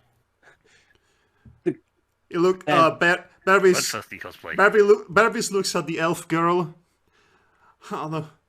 Well, that's all I needed to hear. Can I immediately do something? No, I'm afraid No. you're probably one of the slower characters. So anyway, let me actually think of what next to say. So Beatrice goes like, "Well, now that you're here, you can take out the goons." She says, and by the way, that's the name of the organization, Goons. I was about to say I only speak American. I don't know what goons means, but I'll say. Okay, so Nina just looks at this bear man, looks at each other and swirls her finger next to her head. yeah. So anyway, I am okay. Honestly, so this game gave you the opportunity to be some kind of creature, and you're all humans except for Ross, who's an elf. I'm disappointed in you all. Oh, shows how little you know. Yeah. So anyway, let's see. I'm trying to see now. So if I've got this right, the fastest people in the party consist of Ross, Brendan, and Dantan, because they have speed of 5. I'm gonna say Three of us took speed? Wow. I was gonna say if it turned out to be Lubu, you lot need to be going, what the hell's going on here? Yeah. The sleepy guys faster than you guys. Funny, I had Nina picked as a speed character for the way she was quite energetic, so. I kind of did too, honestly. But I digress. There you go, Then I did my Icipall. job right. Subverting expectations. Yeah, I do a because- fist bump, but yeah. She is. Oh, we can. I'll bump your fist. We can imagine that they hit. But let's bump our mics. Okay. So the fight's gonna begin because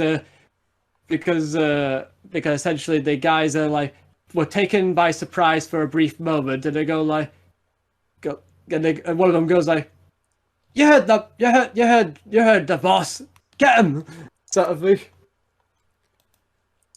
Oh, bye-bye. All right. So anyway, Sorry, guys, this farmer's market is closed. okay, so let's see. How should we decide out of the three of you who should go first? Essentially, I say each one do a quick dice roll and see whoever gets the highest Yeah, I score of the guess three. dice Yeah. roll would be best. I mean, it only makes sense. yeah. It's 0 dice in this Oh game. Oh, gosh. it's not Dantan. Damn it! Not- Ross! Out the way. That's probably not me. Yeah, Trevor. Okay, Danton, give Ross his extra dice back. Okay. Dantan rolled a 1, Ross rolled a 2, and Brendan I rolled both of 2. them. Yeah, And two. numbers and put them together. He was a smart one. Okay, let me actually put you guys into order here. Yes, I'm third then. I mean, if you could put the initiative order in the chat. Yeah, just give me a moment. I'm just sorting out right now. Let's see. Next up, I need to figure out. Actually, I should not call him. By the way, Yeah. in case you were wondering, the rockabilly song that was accompanying his entrance, Yeah. it was Great Balls of Fire, because of course it was Great Balls of Fire. Why wouldn't it be? That makes That's really the sense. only valid choice. Let me see now. So You know, it's funny that Devar in the beginning said that me and Brendan needed an extra scene because we are coming from outside the country, yet no one here comes from the UK. None I of know, our right? characters are British. We I were, know, we were right? just the ones flying in from that direction. The same. You know, that direction. Yes, what did you say, Ross? But you just happen to be coming in from the same country. Like, I don't think anyone else is coming from Siberia, so, you know, there's that. Oh, there's confirmation. Why- She's really from Siberia. Why Siberia? Cold. It's Well- a secret. Didn't you read the background lore? There is a very good reason why there would be a elf village in Siberia. I'm sure there is. let's see. Okay, so Icipall and Madhog, you both are tied for the slowest of two. So could you off. do a roll for me to see which one of you two go You first see me between the two of you? rolling. A regular D20? Just a Yeah. Yep, d20. just D20, right, dice on his own. I think only the 20. D20s. 15. Right. So We can see it. Madhog will go. Beef. Let's see. I'm fourth. Before. Yeah. Okay, so we are in reverse persona turn order, gotcha. I wanted to not be the fragile speedster this time. Oh dear God, we are practically, that is practically the case. If Ross has obviously popped himself in the character-wise, but we are essentially, of the guys who are Persona characters, we are in reverse order. Well, but I'm still in the middle! Yeah. You Yeah, are the just- feeling of this domino biscuit. Pretty much. Still in the bloody middle of you guys. 1, 2, 3, 4. I came after Icipall and Persona M, and I come after Icipall in this game too. Before I'm in this game. Ross, Okay. I just want to say you missed the opportunity to spell cosplay differently. You really should have. With a K. The K and like a PLAH or something.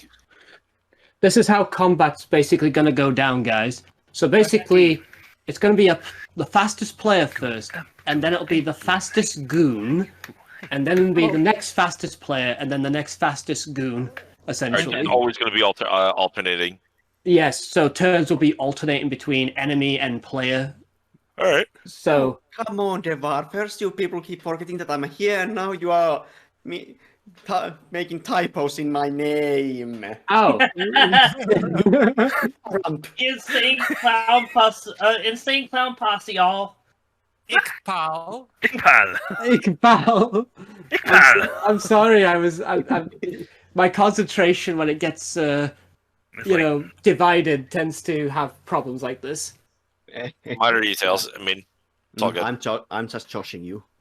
Yes. Okay. So So I'm gonna basically say there's probably an equal number of goons as you. So there's 6 right now.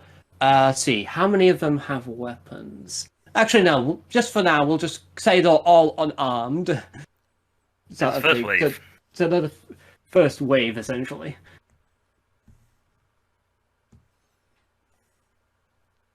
Ah, yes, you are right, Brendan. I'm not worried about it. I just Still. continue. Anyway, so Brendan, you'll be first to go. All right. Because you are considered the fastest. He's the fastest thing around. So how? So what are the options? Like, do I just move forward? I mean, am I picturing this like a turn-based Final Fantasy sort of combat situation where I just move forward and pow and then return to my spot, or is this more like you basically move to a spot and then stay in that spot that you just moved to. All right. So this is all right. Right now, let's say you're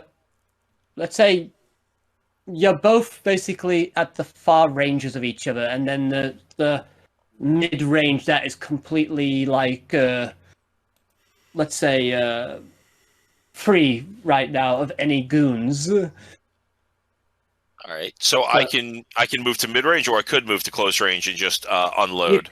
You can only move to mid range. You can't go 2 spaces. So I'll move to mid range, and then because I have my whip, I have a mid range combo too. Yes, you have a mid range combo due to your whip. So I'll get mid range, and then 2 quick slashes, I guess, at random goon that you will denote at some point, I guess. Yeah. So we could. So what am I doing? 2 d20s, or is it 1 d20? It's just 1 d20. It's just 1 d20. Sadly, we cannot add the offense score to it. So I have to do that separately in this dice roller. So essentially, quick mathematics. Well, yeah, we're not dealing with anything drastic. So with my horrendous 7, if you're adding the offense, I guess it becomes a 9. Yeah, it becomes a 9. Oof. Let me take a look. Yeah, that's not going to hit. That's not going to hit. That's not going to hit. Sadly, essentially, as soon as you tried to hit, they basically just kind of weaved away from it. Yeah. You are playing Super Castlevania on Super Nintendo and realized all the cool tricks you can do with the whip. Game of editions. Start fidgeting the whip. There you go. Yeah, I'm Trevor, not Simon, so I can only just whip forward. By the way, just for a bit of detail, the goons all look strangely similar to one another, wearing essentially a dark blue hoodie, and some fingerless. Graphical limits. We all know that. and fingerless gloves with metal dusters on the on the knuckles. One of them, let's just say the same goon you try to attack basically comes up towards you and tries to hit you. So let me actually. Since I move to medium, he can then close the range. Yeah, he basically comes to close range. Well, comes to the range of you. Yeah. Which will be close at this point. So let me see. He might not hit though, considering. Let's see. Nah, it's not going to hit. He only made a 10 in total. That's a good answer. So I could be dodgy right back. Yeah. So pretty much he tries to hit you, and instead you basically do whatever you want to do to describe the dodge you do. I'll lean to the side and dodge the fist and get ready for a counter when my turn comes around again in 25 minutes. It's cool. Okay, Ross, it's your turn next. Okay. So I am going to start casting a a ice bolt. Any specific goon, or you're just gonna take a free one? I'm just gonna take a free one. Okie dokie. Oh, Bubba, you're so cold. Okie dokie. Let's see. First roll to hit. Well, first she invokes her standee. Is it standee? At this point, no. It's basically your because I'm gonna explain it. Stances basically work. A stance. Very similar to limit breaks. They come essentially in adrenaline style. Okay, well, she calls all of her ice attacks iced earth. So Iced earth. Nice. Let's see. No, she'll stance just calls them all ice earthed. She could call them other names, but she has no idea. Anyway, so roll to hit to see if you hit the guy. alright. Do the roll. Roll it. Ew, 13. not bad. Not bad indeed. And that does hit actually. Let's see if it let's see. By the way, because you use that means you have to wait 2 turns before you can use it again. I'm aware. Let's see. But yeah, because this is a low-level fog, that means as soon as you hit it with the ice sort of thing, he basically freezes in place and is out of the fight. Trevor, that just dodged a punch, sees the ice bolt freeze a guy, and just, the fuck was that? I am cosplay. She just looks kind of shifty eyes. Johild just says Seder. Next goon in order is looking very worried and decides he's going to try and make a run towards cosplay, but can only get to mid-range right now. So Dantan, you're next. Okay, so can I get close and attack then? Yeah, yes, you can get close to an attack. Which Mid-range. To whichever one you want, whether it's the one that's tussling with Brendan or whether it's the one that's basically trying to make a move to to cosplay. I keep about to say the wrong name. Yeah, okay, so I get it. I'll just basically intercept the guy and basically try and attack him. Give me a moment. 15. That definitely hits. So, Yeah. okay. So let's see. Let's see. Flavors, Plus dude. 5, that would be 20. So that means you would do... Let's see. I need to look at your stats real quick. My offense is free, if that's what you're using. I'm actually looking at your combo number. And Alright, basically... that's 5. Yes. So, okay. So essentially you do a combo free, then. Okay, so... Oh wow, I didn't realize it was going to be 3 attacks in one. But anyway, so Johild basically comes in, basically sweeps him off his feet, kicks him up in the air once, and then just basically does like a twist up in midair and then kicks him back into the ground. You love to see it. Sanji. And once you do that, he goes like, oh! And falls, goes to the ground, and he's knocked out. Does he spit out a coin purse? Or a bowl of It'd be noodles. funnier. I was gonna say, it'd be funny if it was a bowl of noodles or a whole steak dinner. Or an apple.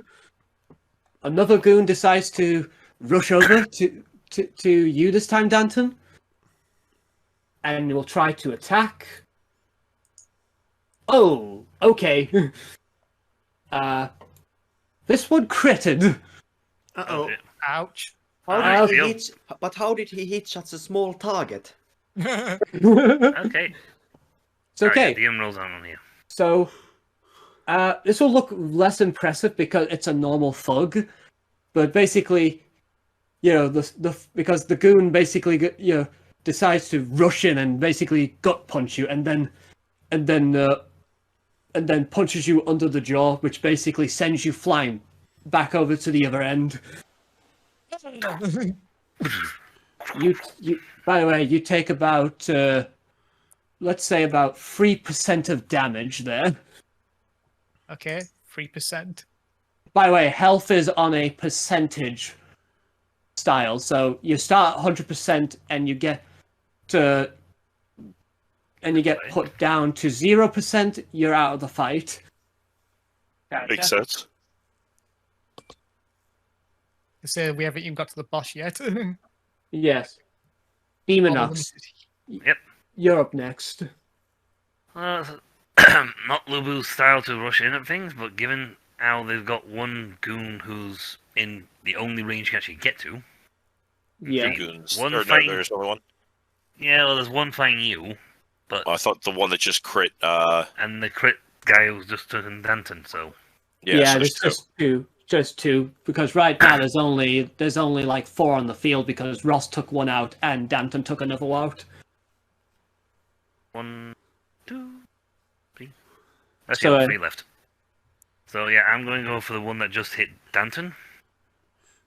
Because it makes sense to move to him. Okie dokie. So you're going to try and hit as well? Yep, I might as well, though how I'm going to flavor this when I do it is beyond me, but... I'm not going to do anything. That's a critical miss. Yep. Okay. This They're is... critical misses in beat 'em ups? I object. It's It'd be like a like Smash Brothers slip type thing. No, it's a bit different in this one. In this case, it's the enemy not only sees what you're trying to do, he basically moves away and basically does a quick jab, doing minimal damage, which is 1% in this case. Ah. Ouch. So basically, if you crit fail, they get a chance to hit you. They do a tiny minimum damage counter. Keep in mind, this works both ways. So if they miss you, well, if they miss you, like critically, that means you can counter with minimal damage back to them. Gotcha. Okay. Well, that's my turn over then. Sorry. Okay. Yeah, I was actually thinking of using the ability, but I thought, no, since it's a thing, I might as well just go for the thing, because it makes no sense to go straight for the action on it. Yeah. The next goon that goes to the medium range is basically going to try and go another way to try and get to Ratesla. Sorry. Using Cosplay. wrong names there. Sorry, I don't know why I'm basically muddling up my names. I'm saying some other character's name. Anyway. Probably because it's pretty late. Yes. Wait, and you're seeing multiple characters. Yes. Okay. So that's a turn done. So Madhog, your turn is next. Right. So is there somebody trying to rush me? Not yet, no. Because they think cosplay is the person that's most dangerous right now. Oh, so they're trying to attack cosplay right now. Yes. She's the one with the biggest guns. Funny you should say that! Very hilarious that you should say that! Mwah! Perfect! Perfect timing. Are you going to imply that you bear arms? Well then. Okay. I okay then. then. That one. well, funny you should say that. So Mr. Bearvis, Fireball Bearvis, by the way, it's his stage name, looks at the fag targeting the lady that he has decided is going to hit on next. Baby, yeah. Picks up his little agenda. Laters. Yeah. Puts it back into his hair, because of course he uses his hair to store objects. Why wouldn't he? So anyway, Devar, I'm going to activate the Bear Man Cometh. You know what that means? Let's see, the Bear Man Cometh. Let me look over. Let me describe it for you. Yes, that one. Yeah, you can describe that one. Okay, so my motorcycle, right, which is currently on fire. Actually, I'm still currently on fire as we speak, but don't worry about that. Minor detail. Yeah, well, you got the body for it right now. I got the right. The name of the motorcycle is Hell Valkyrie, by the way. Mm-hmm. Accidental Norse mythology synergy here between my character and Icipall. Was it Icipall? Dantan, I think. No. Dantan was it? I confuse Icipall with Dantan. Hooray! Okay. It's like you never left, Madhog. Okay. This is a night of confusion for all of us, it Right, seems. so let me describe to you the Bearman cometh. When the Hell Valkyrie is in sniper rifle mode, it can deal one shot of precise projectile damage, with a chance to disable a limb, limiting certain actions depending on where the target gets hit. Cooldown 2 turns due to the time it takes to reload. So my motorcycle is also a gigantic sniper rifle. Is it also a sword? Well, no, but I should have thought about that. so my Tisk. so when you said she's got the biggest guns, I couldn't help but chuckle. So now I'm going to. I think she still has the biggest guns. I guess we'll see about that. So Bearvis goes to take up his motorbike, picks it up on his shoulder. You hear a transformation sound like that. The motorbike transforms into a giant, enormous sniper rifle. Yeah. He puts it on the ground, takes aim at the guy who's targeting the elf. By the way, which one do you want? The one that's tangling with Deamonox, or the one that's currently not being blocked by anybody? I'm taking on the one that's free because it's easier to aim. Okie dokie. Roll to hit then. All right. Okay then. It's time to see if I still got it. Oh, sorry, I forgot the dice. There we go. I don't got it. Yeah. You left the safety on. Well, that's embarrassing. Yeah. Sadly, you could either flavor it as you were off, or the enemy basically saw the bullet and ducked really quickly, like he didn't want to be hit by that bullet at all. Right. So let's go with that. So the guy ducks, the bullet misses him, and he hits a tree. The tree explodes. Fair enough. It's a big gun. Okay, remember that big gun from The Jackal with Bruce Willis? Yes. It's that, but... Okay, well, for those who do remember... I do. No, let's come to you. Yeah, let's watch the movie. I'm afraid that we don't have time for any long explanation, so we need to continue the fight. Anyway, so next goon in the list will basically back up his buddy. That's free. And well, did you see that? He shot me with a giant sniper rifle. That's pretty much what they're talking about right now. It's like they're pointing at you and like, whispering to each other. He waves them. He waves at them. Icipall, you're up next. So there are still 4 goons left on the field. Yeah, there's 4. 3. Yeah, I forgot to add that 6th one. Oh, that's 6th one down there. Okay. Yeah, so there's a 6th one after Icipall. So there's 4 left. 2 of them are occupying the same space together. One is with Brendan, and one is with Deamonox. Where are the 2 that are occupying the same space? Are they attacking anyone? No, they're on the way to attack. They're on the way to attack. I am going to... Nina is going to run forward towards the 2 goons that are charging the rest of our group, and she's going to move in that one of the goons is behind the other, and she braces herself and throws her fist towards the first goon's face while shouting, "Huelga vacía!" And I activate my skill. Which one is it again? Huelga vacía, empty strike. Empty strike. Let me read it. Just need to get to you. Here we are. No, I'm wrong. Okay, I found you now, properly. Okay. Spirit medium attack with you.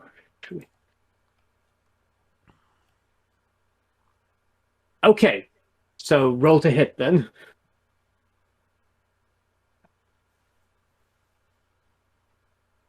Oof. 8, but do I add plus- my offense? Yeah, add the offense. So that makes it 13. That's actually good. You actually do hit then. Just enough. Okay, so let me roll to see if you get the other guy in the process, since if I've understood it correctly, you attacked the guy in such a way you're hoping to rebound him into his friend. Yeah, that was the plan. 2 at the price of 1. That's a good idea, honestly. Right, so... Okay, I need to have this one, so... As Nina's fist makes contact with his face, you all on the battlefield can feel the shockwave coming from the impact. Yeah. As a bit extra flavor, the guy looks towards you and goes like, what? And suddenly, he looks like he stood still for a moment, despite the fact there's a very strong impact to his face. And slow motion. And then suddenly, as if like it was delayed, he basically suddenly goes, and straight into his friend, and they both hit a tree together, knocking them both out, knocking some leaves and some knocking some leaves. And one squirrel. One squirrel's nuts. Oh no, not the squirrel. Oh no, they're stealing these nuts. Oh yeah, bring on the rest of them. Speaking of which, that 6th goon,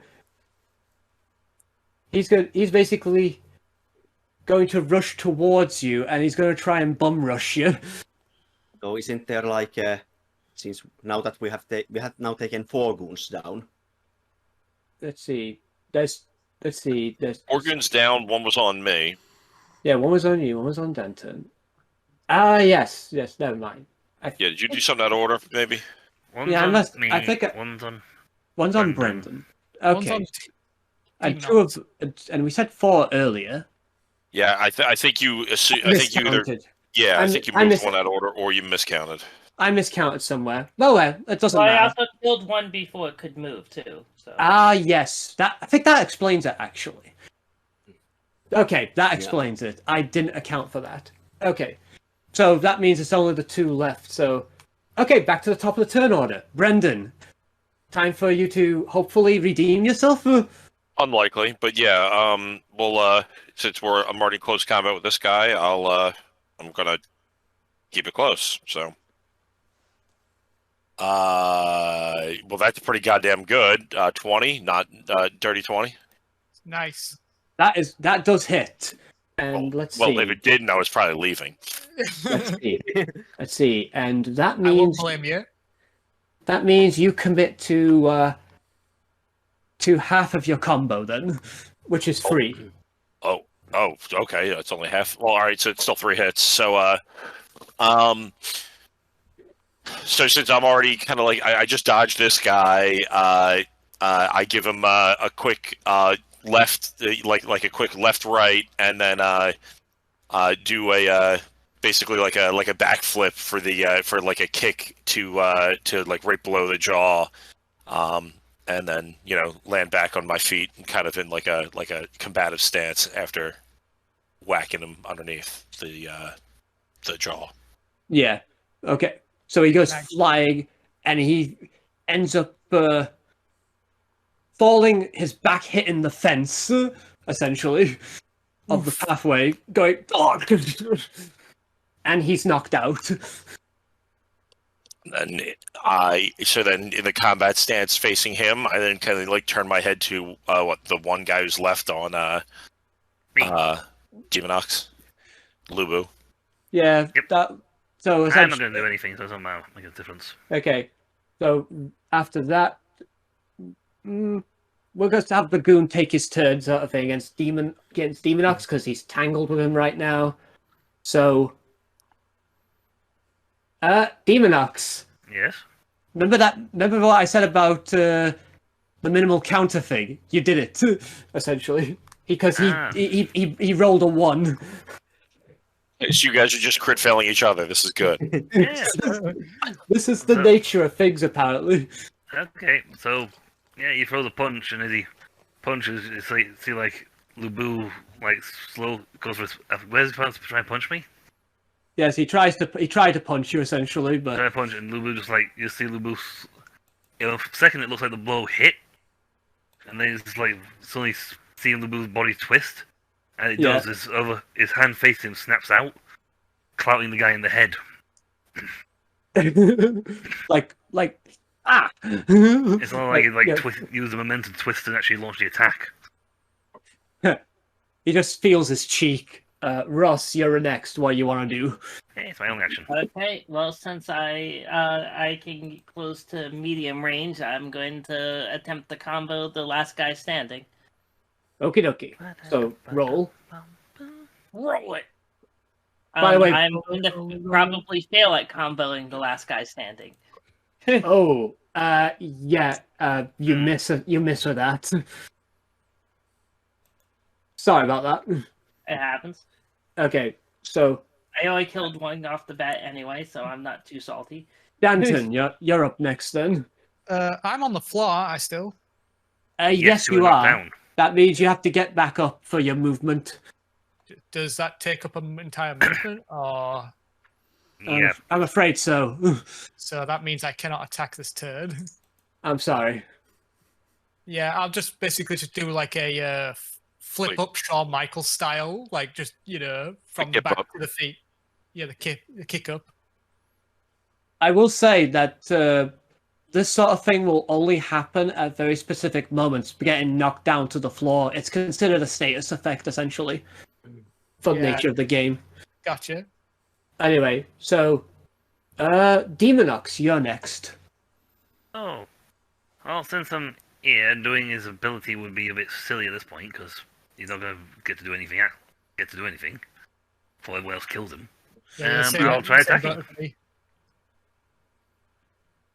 17. Oh, 17. So I've well gone this time. Okay. Even with my rubbish attack. Okay, so let me see. You are here. Yeah, you have. Yeah, you basically commit to. Let's see. Actually, yeah. Let me see. What's my? I'm just thinking right now. So because I have to remember this, right? Because there's a certain range of numbers that basically denotes how much of your combo you can do, and I'm worried I might have screwed up with certain people because of the reason of I'm looking at the numbers and not adding when I should be. Okay. Okay, so in this case, you'll be doing about 2 of your hits, because since you can only do a combo of 3. Yep. Well, the guy is recalling from being slapped across the face. Facing that lot. You see him, like, Lulu's hand is hit, so he comes down, grab his wrist, pull him inwards, and as he does, his other hand strikes outwards to nail him in the ribs, up under the ribs. Oh. And at which first move, and as he's struck ribs, you see that same hand suddenly whip round, grab the head, and suddenly spin back as his foot comes out. And he just functionally threw the guy through his neck. Cool. All in one fluid motion. Yeah, and he's knocked out as well, so... And there seems to be a bunch of guys up ahead that seem to be... have been trying to get ready, essentially. Okay, let's move. Let us move slightly to the right. Here comes the next part of the stage. Wait, there's a giant arrow. Yeah, we can't move yet. The continue arrow hasn't appeared yet. Thank you. Does it scream, go, go, go, go, go. Hold on. I have to pick up the slices of pizza on the ground. I need to break up this water post in case it drops an apple. Oh, look, there is a briefcase full of money. I mean, there is nuts on the ground technically that you could probably eat. Okay, Bearvis is going to position okay, himself okay. above Okay, the yes, nuts, yes. crouch, Onwards. and then Okay, crouch but and up. let's move on. It's starting to get late, so. Yeah, I know. Sorry, we're all So- having fun here. So Huh? there's a Yeah, I second know we're all group of having fun, guys. just trying to keep things moving. That's all. Yeah. So there's a second group of goons just basically waiting for us. Yeah, because they seem to be essentially trying to get into a more, let's say, a more strategizing, Strategic friendly position. purpose. Yeah. So, two of them have knives, and one of them has a Molotov cocktail. Gotcha. Okay, so Okay. do we reroll initiative or? No, we're just keeping the one we have. So, Brendan, you'll be up first. Okay. So do I move mid-range and whip it at a Molotov? Hold man? on. Hold on. Wasn't my turn next? This is a different. Yes, This is a different. Couldn't you Okay. keep it? Couldn't you keep the fight flowing as it is? I mean, I Oh, could. okay. If that- I'm okay with I that. think Break in that- combat. yeah, that's true because There's a break in combat the next bit. that's true. Yeah, you have a point there. I thought, never mind. Okay, so Madhog, The you reason, I guess, would be to reward high-speed characters for getting potentially more turns to show that. I mean, that's the that- only that- reason you do that. But For now, we can just keep it rolling because I mean, I think there's more mechanics in the game. You need to figure out. We need to figure out to decide. You know, yeah, What's- And we can, advantageous. and if necessary, we can easily change. yes. Yes. So Well, okay. Whatever you decide, it's fine with me. okay. So it's up to me. Is it what you're saying? You are Gee, the almost GM. like- It's yeah. almost like you are Yeah. the GM, Devar. Yes, I know. I'm just messing with you. Anyway, I hope you can deal with the responsibility. no, but okay. Let's deal with it anyway. Well, that's it. That's what it feels like to be an adult. Okay, so rated. okay, Madhog, let's go with you next. Right. So, how many people do we have here? Push back. So far, you see 3. One's with a Molotov and 2 have knives. How close or distant are they from me? The 2 knifemen are at mid-range, and the Molotov person is at long range. Do you think Burn Baby Burn would work at mid-range? Let me take a look again, just to see if I've put rules on it. Probably not, but...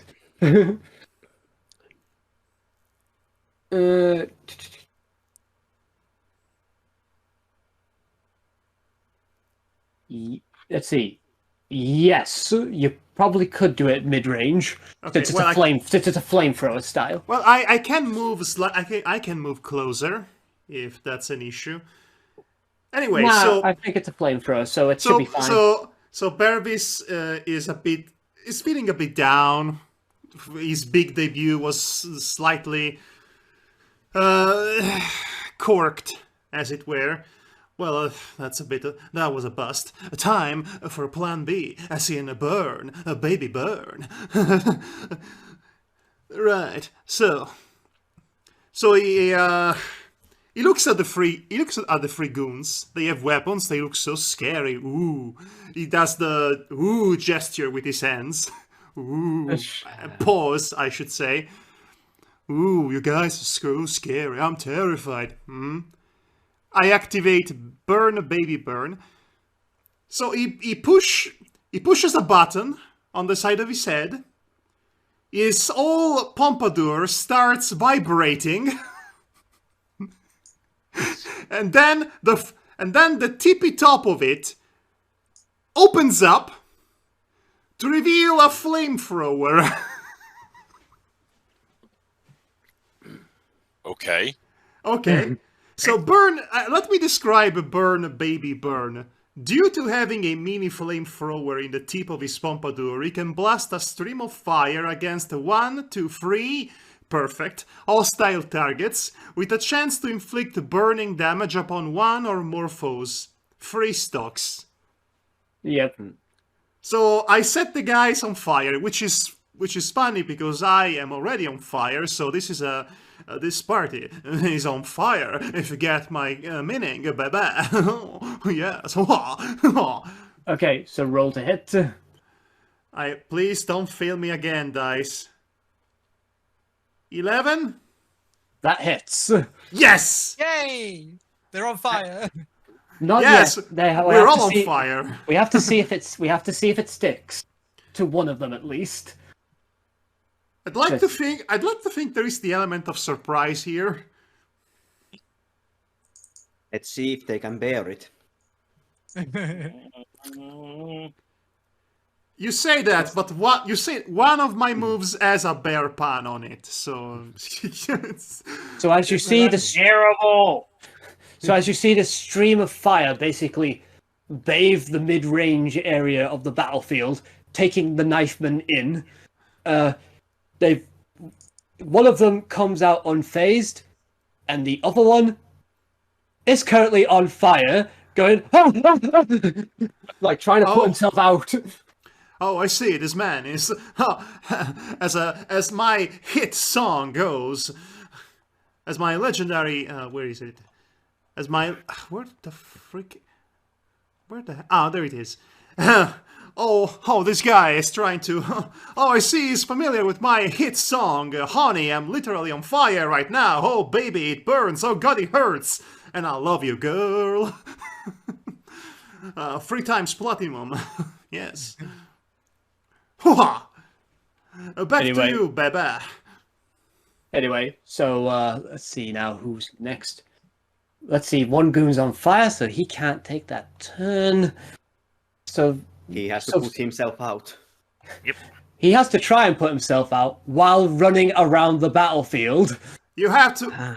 You have to roll. You have to roll on the ground, baby.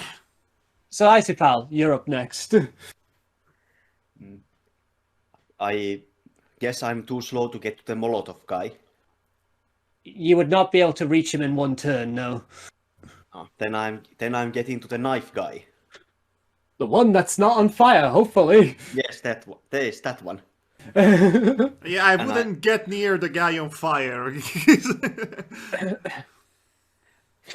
Oh, ye of so little faith. But I'm going to strike the not fire guy. Right. So that's 14 total. Okay, that does hit. Nina goes to engage with the second knife guy, and as she goes for the stab with his knife, she moves slightly to the side to avoid it, grabs his stretched arm, and judo throws him to plant him on the ground. Nice. Yeah. Yeah, and let's see. He basically takes the hit, rolls back up because that was a combo of 1 rather than the full combo. So let's see. Anyway, let me get. He's still up, sadly. Damn! Guess you didn't take root. All the puns. Right then, let us. Take root. I don't get it. Right. Next goon is going to try and take his turn, which is, let's see, which I'll say is probably the knife guy. He's going to try and hit the one that hit him, which would be Nina. And he's not going to hit. He rolled a 6. Missed. She just always just moves slightly to get out of the knife's way. Missed. Missed again. Missed. Okay, seriously, are you even trying? Brendan, my grandpa could stab better than you. Hey, now my grandpa is awesome, and he could easily break that bear's back over his knee. Hey now, I'm not into that. Brendan, you're up next. All right. So there's a knife guy tangled with Nina. I assume in the it's mid range from me.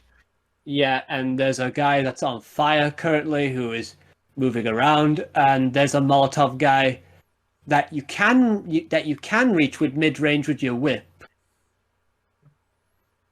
Molotov would have to be thrown, so that would well, yeah, I'd probably want to do that anyway.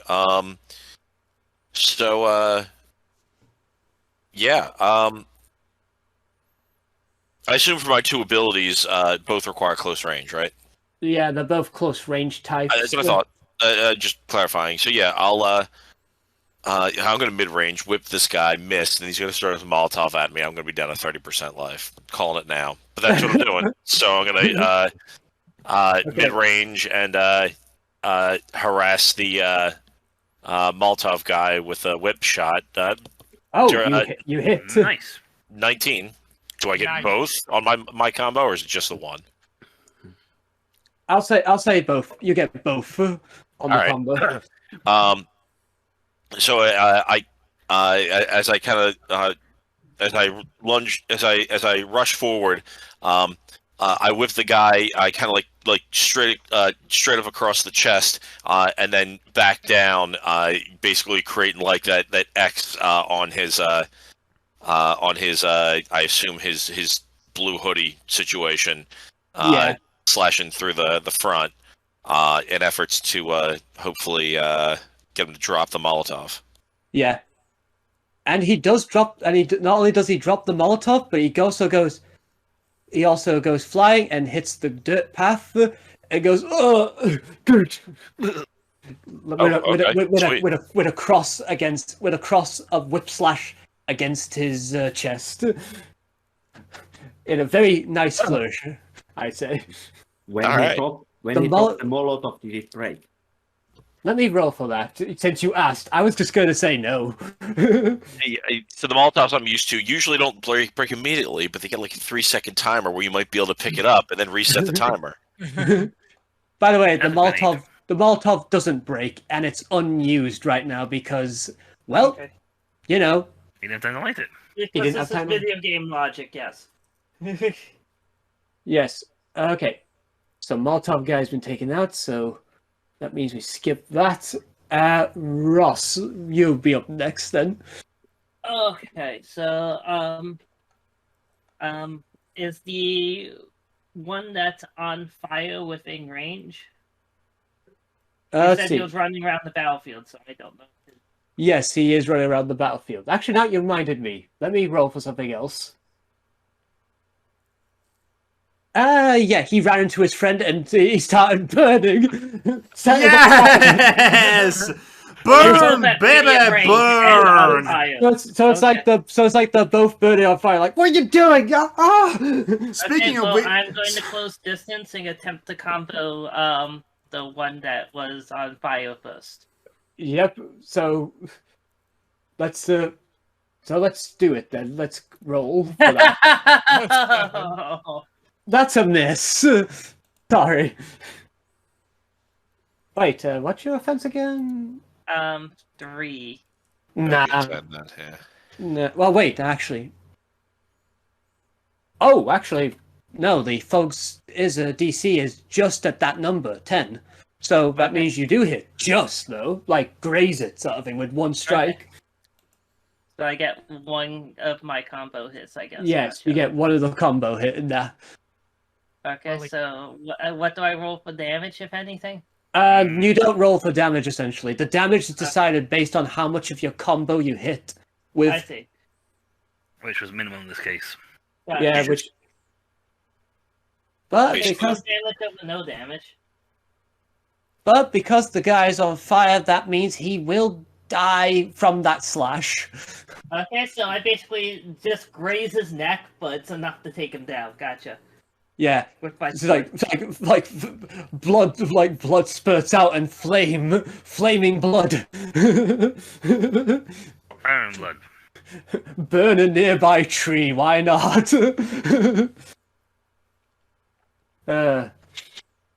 Let's see. That means, I think that means everyone will be out then for the count because the burning damage kicked in and he. Right. Right, so during this whole time, Bearvis was trying to cook a marshmallow on the burning guy. Come on, come on, come on! Oh. Hey, come back here! Hey, Bruno! Just chasing around the entire time. just slowly chasing. Come on, get here! I have a marshmallow to. Then he realized, oh wait, I'm on fire. I can roast it on myself, and he does that. He eats a marshmallow, and everything is well with the world. Okay. Okay. All right. So, okay. So, considering our time, I think I'm going to basically skip to the last part of the stage, sort of thing, so to speak. The boss fight, gotcha. Yeah. Yes. Though we can make it quicker based on the fact that my original plan was to slowly introduce each of your stance powers, but because of reasons, I might use this as the excuse to basically dogpile this boss fight, essentially. Yes. With the stance powers. Okay. So well, technically, you could even have like a tutorial session, like next session to tutorialize. Well, we have more time to tutorialize the powers. Like, do we want to end up like in the next episode we face the boss? We could do that too. I mean, it is after 11 on our end. I would like to try and make this quick as possible myself. So because I mean, I don't work tomorrow, so I don't have to be up, so it's not an issue for me. Let's see. So anyway, okay. Well, let's play this by ear. So anyway, so you get to the end, and you basically see Ted, and he goes like, "Oh my God, should have brought more to deal with you." Yeah, Uncle Charlie, do you want to skedaddle now, or do we have to take you behind the barn? You've got one last chance. Give up being evil. If you get out of here, I'll sign you an autograph. You think any of that's gonna work on us? My autographs are usually $200 a piece, so that's a rare opportunity for you, old man. I mean, from all the experience I have with violent, stupid gangs and gangsters like yourself, no. But I live in a hope that someday there will be a smart one. So, hold on, is he a priest of some kind? Nope, he's a farmer. Oh. Evil always loses in the end to the light. There is nothing. I come from America. There is nothing more evil than farmers. Just looks at the bear, man, like what the fuck is that guy's deal? Okay, so Ted basically just laughs like, oh. Yeah, it's cute. It's very cute. You think that we're just any gang? No, you're literally the goons. Oh, they're the goons. I'm from a syndicate. So a fancy name for a gang. Syndicate, more like Syndicate. Am I right? Didn't Moira tell you? Moira? Nope, that's a little confused about. I was like, Question mark, question mark, question mark. Johild also has a giant question mark above her head. Who's Moira? We literally didn't even have time to get like a plot explanation before shit happened. And he's like, oh, you're kidding me, right? Oh, I just Moira, yeah. And say kill. Moira, you're so sneaky. I think he's looking at the old lady. Yes. Her name is Moira? All this time I thought her name was Old Lady.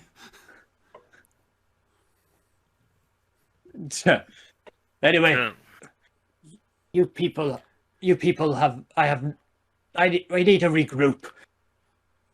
And suddenly you see a strong-looking big man comes with a mallet and says, "Sorry to keep you waiting, boss."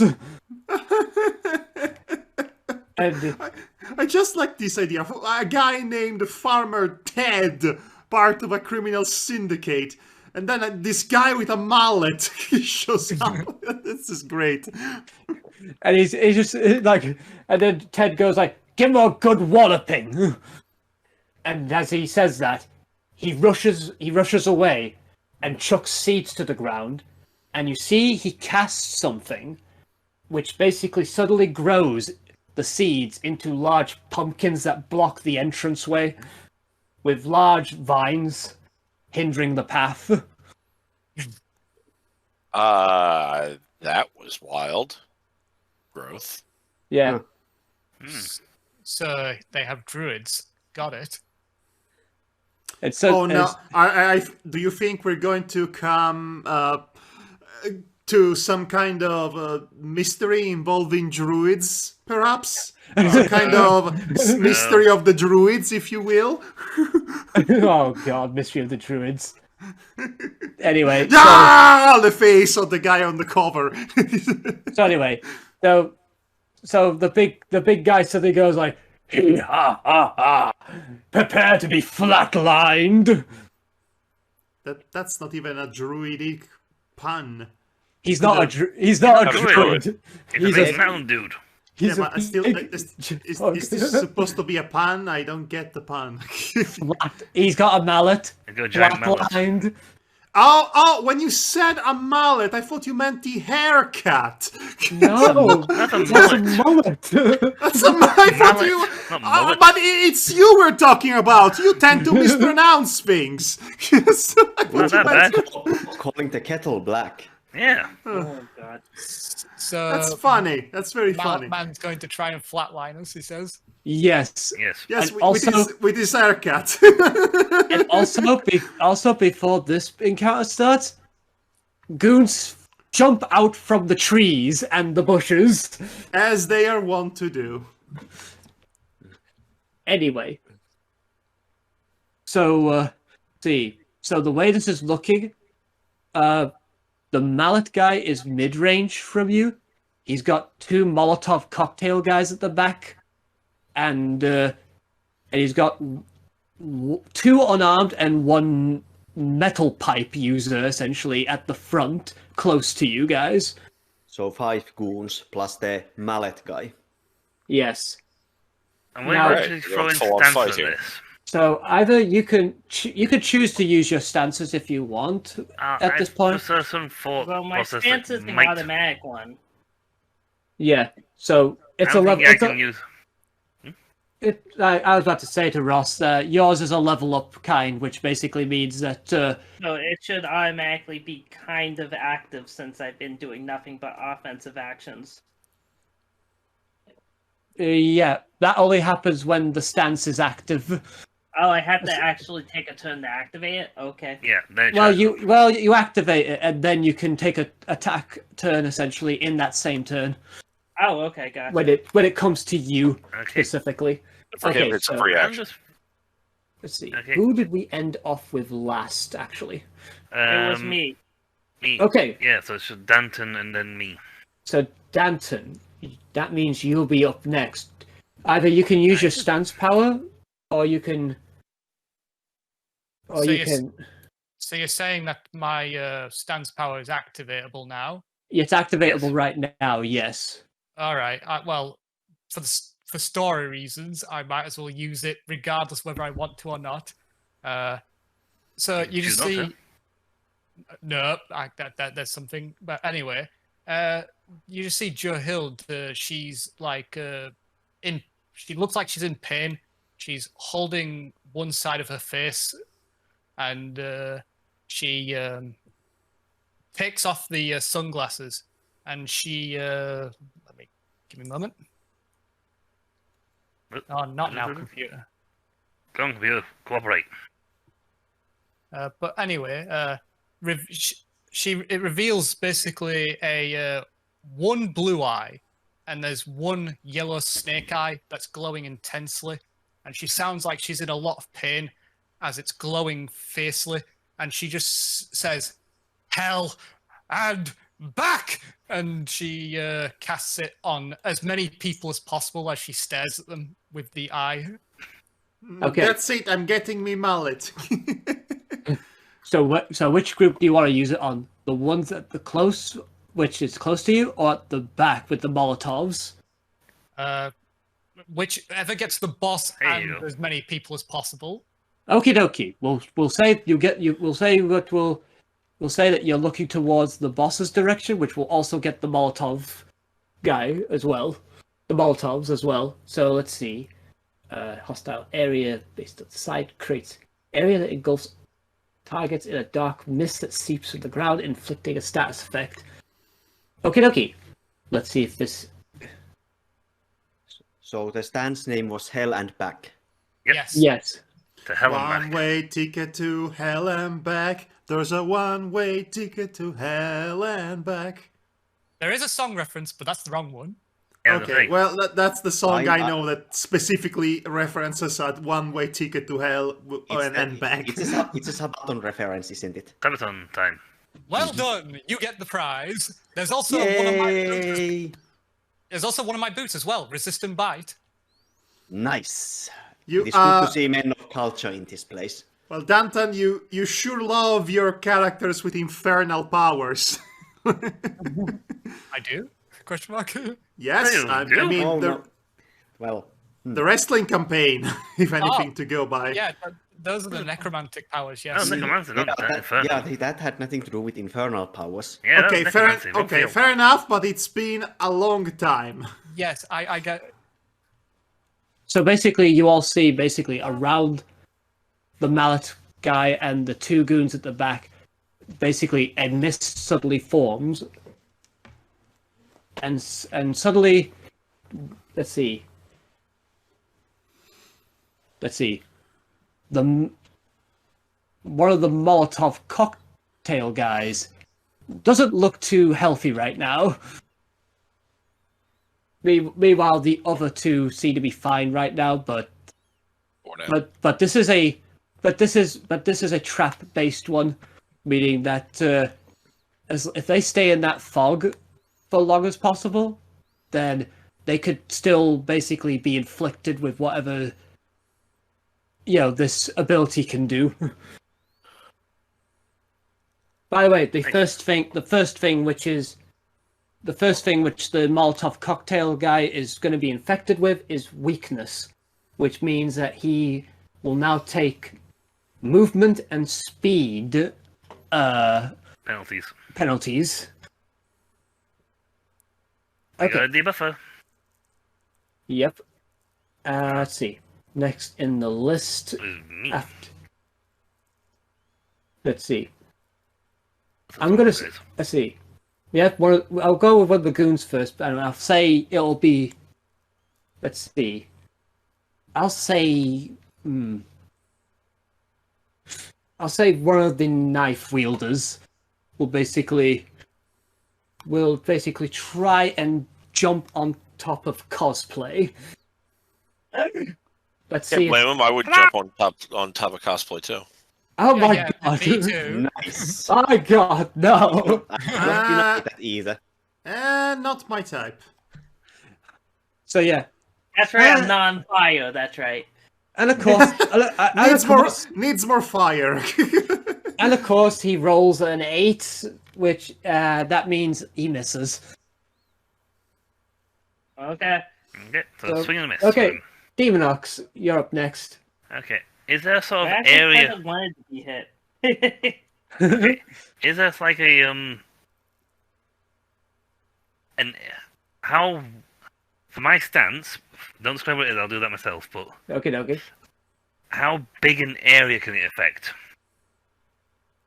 It basically can affect the entire battlefield, or sort of deal.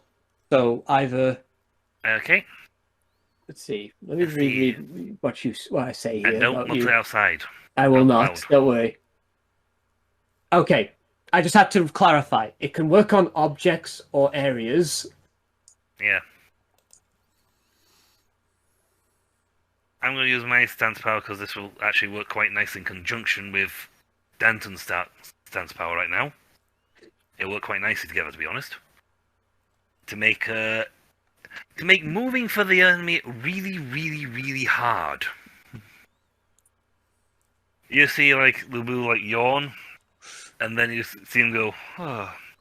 And if, like, suddenly acting, there's a little, like, almost like a acting dance, like an actor.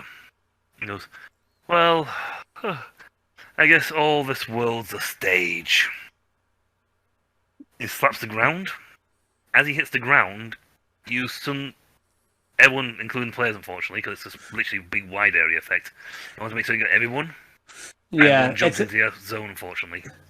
Yeah, sadly, it's start the ground. You only suddenly feel the ground on your feet become very, very soft, almost like a quicksand. And it literally just changed the entire ground as essentially shifting sands. To limit everyone's, makes it very hard for anyone to move. I just think nearly knee deep into stuff. And this applies to everybody. I'm afraid so. I'm afraid Surfy chooses so. Okay, I'm going to try and make sure. I'm not sure how accurate I can make this, so I'm going to try and make sure the players don't get hit. Yeah, but that would require some very fine control on my part. Yeah, I say let's do that. Should I roll dice? Yeah, let's see how well you control it. Yeah, let's see come on, how nat 20. much. Nat 20! Is this? I control it perfectly. So you Is literally this just the watch first- everyone watch as like even the tree sinks all of a sudden. Is this the first perfect 20 of the Yes, night? it is. Yeah. It's the first perfect 20 of the night. And I just called it as well. Come on, nat 20.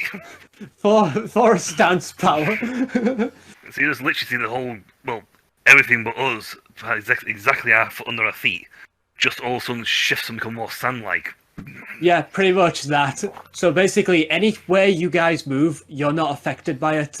It's like he has complete control over this.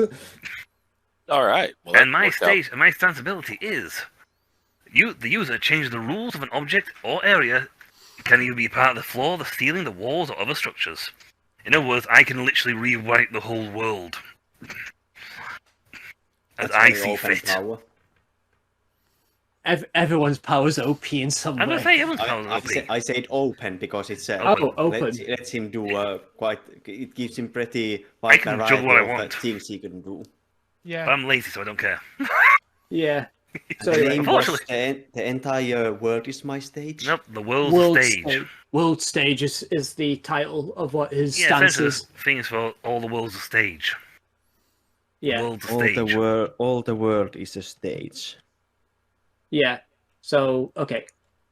So, the big mallet guy dude is probably going to try and move.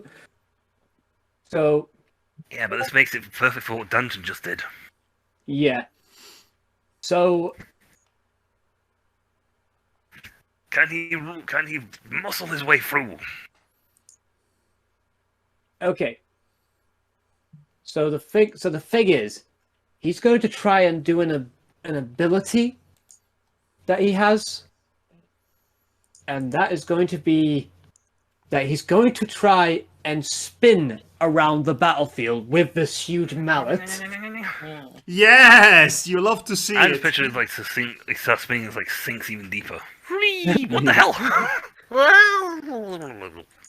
It's less that right now and more like he's not going as far as the ability can lend himself. Let's put it that way. He's very slowly spinning around the battlefield. So he's going. So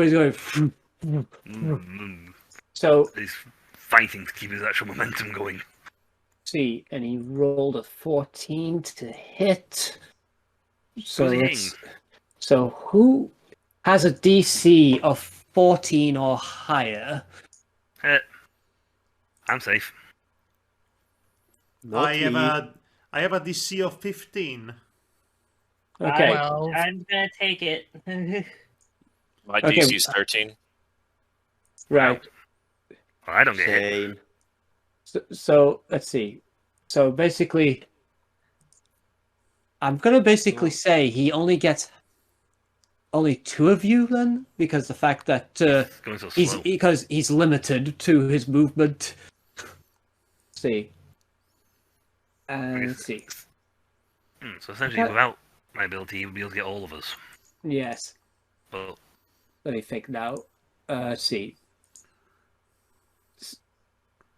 Ah, fuck! I'm looking at the wrong list. That's why. I should really basically make a separate list that to be more exact with. Well, this is your practice run, so you can make your separate list for the next time we play. You'll be more able to be more organized. So it's okay. So after this session, we accept no more mistakes of any kind from you. None. Yeah, hopefully. As long as we do our best not to make any. Okay. Let's see. Okay, so Nina and Trevor, you'll be taking this hit for the team, essentially. Right. But let me see if he hits with the extra damage that it comes with, because it does kinetic damage. But it's been halved, so that means it's going to take a bit of doing. Wow. And they didn't kill from here. I mean, weaker. Okay. So both of you take 10% damage, but you don't take the kinetic damage because he was not able to get it to stick to either of you. All right, so HP is 90%. Essentially, glancing blows. Yeah. And he's just basically just kind of wobbling, like trying to keep his footing, but his feet keep on, sinking into the ground. Maybe I should have made it deeper. Go waist high. Okay. Looney Tunes drilling into the ground. Next up then will be, let's see, Madhog, I believe. Yes. So everybody's showing off, I should say, their special abilities. No, Yes. I didn't mind because it sort of fit quite nice, synergized quite nicely for Dantan. I mean, this seems already pretty broken, but why not make it even more broken as it is?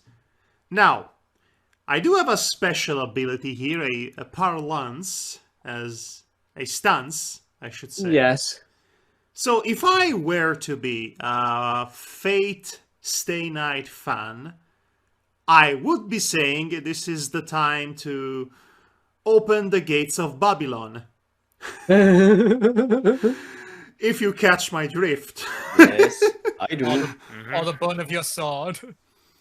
But I am not. In fact, I kind of hate it. So anyway, so what is taste is subjective, and you're being mean for no reason. Let's continue, Anyway. guys. I won't say no reason. Anyway, That's So- what we do to each other. to a certain point. Continue, please. Right, you. so... should I tell you what the name of the stance is? Well, you do have to shout the name, like anime Well- style. Well... I'm going to take a deep breath and shout with all of my bare lungs. Bare necessities! Of course it is. Hey. The I don't know why I sky! googled at that. It's so bad. What the other? Okay, so there was another pun that I had a choice with another pun, which was worse than this one, I believe. So it would have been a better pun as a pun. So, the skies are opening up before your very eyes, bewildered in excitement, no doubt. This is not a normal meteorological phenomenon. As portals, seemingly gigantic portals open up in where the clouds used to be, a bunch of weapons fall from it. Weapons are actually raining from the sky. Each of these weapons can be flavored to whatever you would like, but their elements are based on what the weakness of the enemies on the field are. So these people are farmers, so my assumption is that they are weak to rich people coming to buy their homes. No, let's see.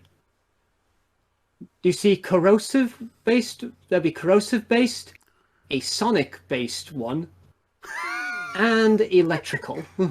Can one of them be literally Sonic the Hedgehog? That makes no sense. Okay. Okay, so all right. So it's going to be a bunch to keep things simple. It's going to be a bunch of tasers. See the corrosion. A bunch of tasers. I'd say barrels of acid. Because there has to be a barrel of acid or two. Of course. And what was the third thing you said? Sonic, which is sound, essentially. So, yeah, okay, I figured as much. That's going to be a megaphone. A big megaphone. Yes! As big as my head. And since you summoned them, you get the first pick of whatever you would like to pick up. Well, of course, naturally, I get the megaphone and I start singing my hit song, Baby, I'm literally on fire, oh god, it burns, and I still love you, girl. 3 times platinum win. Oh, baby! You see the goons basically, kind of like, look like they're basically getting blown back somewhat like a wind sort of thing. Suddenly coming through, so their clothes is like just billowing. In the wind. Okay, let's see. Right. So do I have to roll for damage, I assume? No, I have to roll to see if any of them take any sonic damage. So, let's see. By the way, anybody can use these weapons. Yeah, anybody can... Anybody can pick these up. Including the enemies, I assume? Probably, yes. But the weaknesses are more designed towards the enemy than it is to you, unless they can figure out... Having overlapping weakness. Yes, so unless the enemy can figure you out sort of thing, or get lucky, a good chance they won't grab the right weapon. Yeah. Anyway, so let's see. So one of the Molotov cocktail guys basically gets affected by sonic damage, at least. Cool. And let's see. And not only does he take the damage, but he's also deaf now. What? Oh no, their ultimate weakness, music that is not country. Actually, that's a good one. I wish I thought of that. Well, so anyway, next up on the list would be another goon. He's trying to fight whale sand. See, one of the Molotov cocktail guys will go next, and he's basically gonna try and chuck a Molotov cocktail your way. Say one of the cocktails got the Helen back on him. Yes. Which means that his aim is going to be slightly off. And just as well, because he overshoots it. It goes way back behind you guys. And ineffectually is burning the ground. I was going to say, it will work very well, does it? It's trying to burn sand.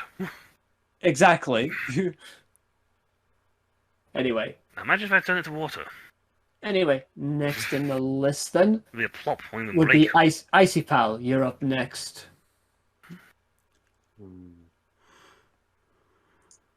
Actually, that would give us a thing for beach volleyball reference or something.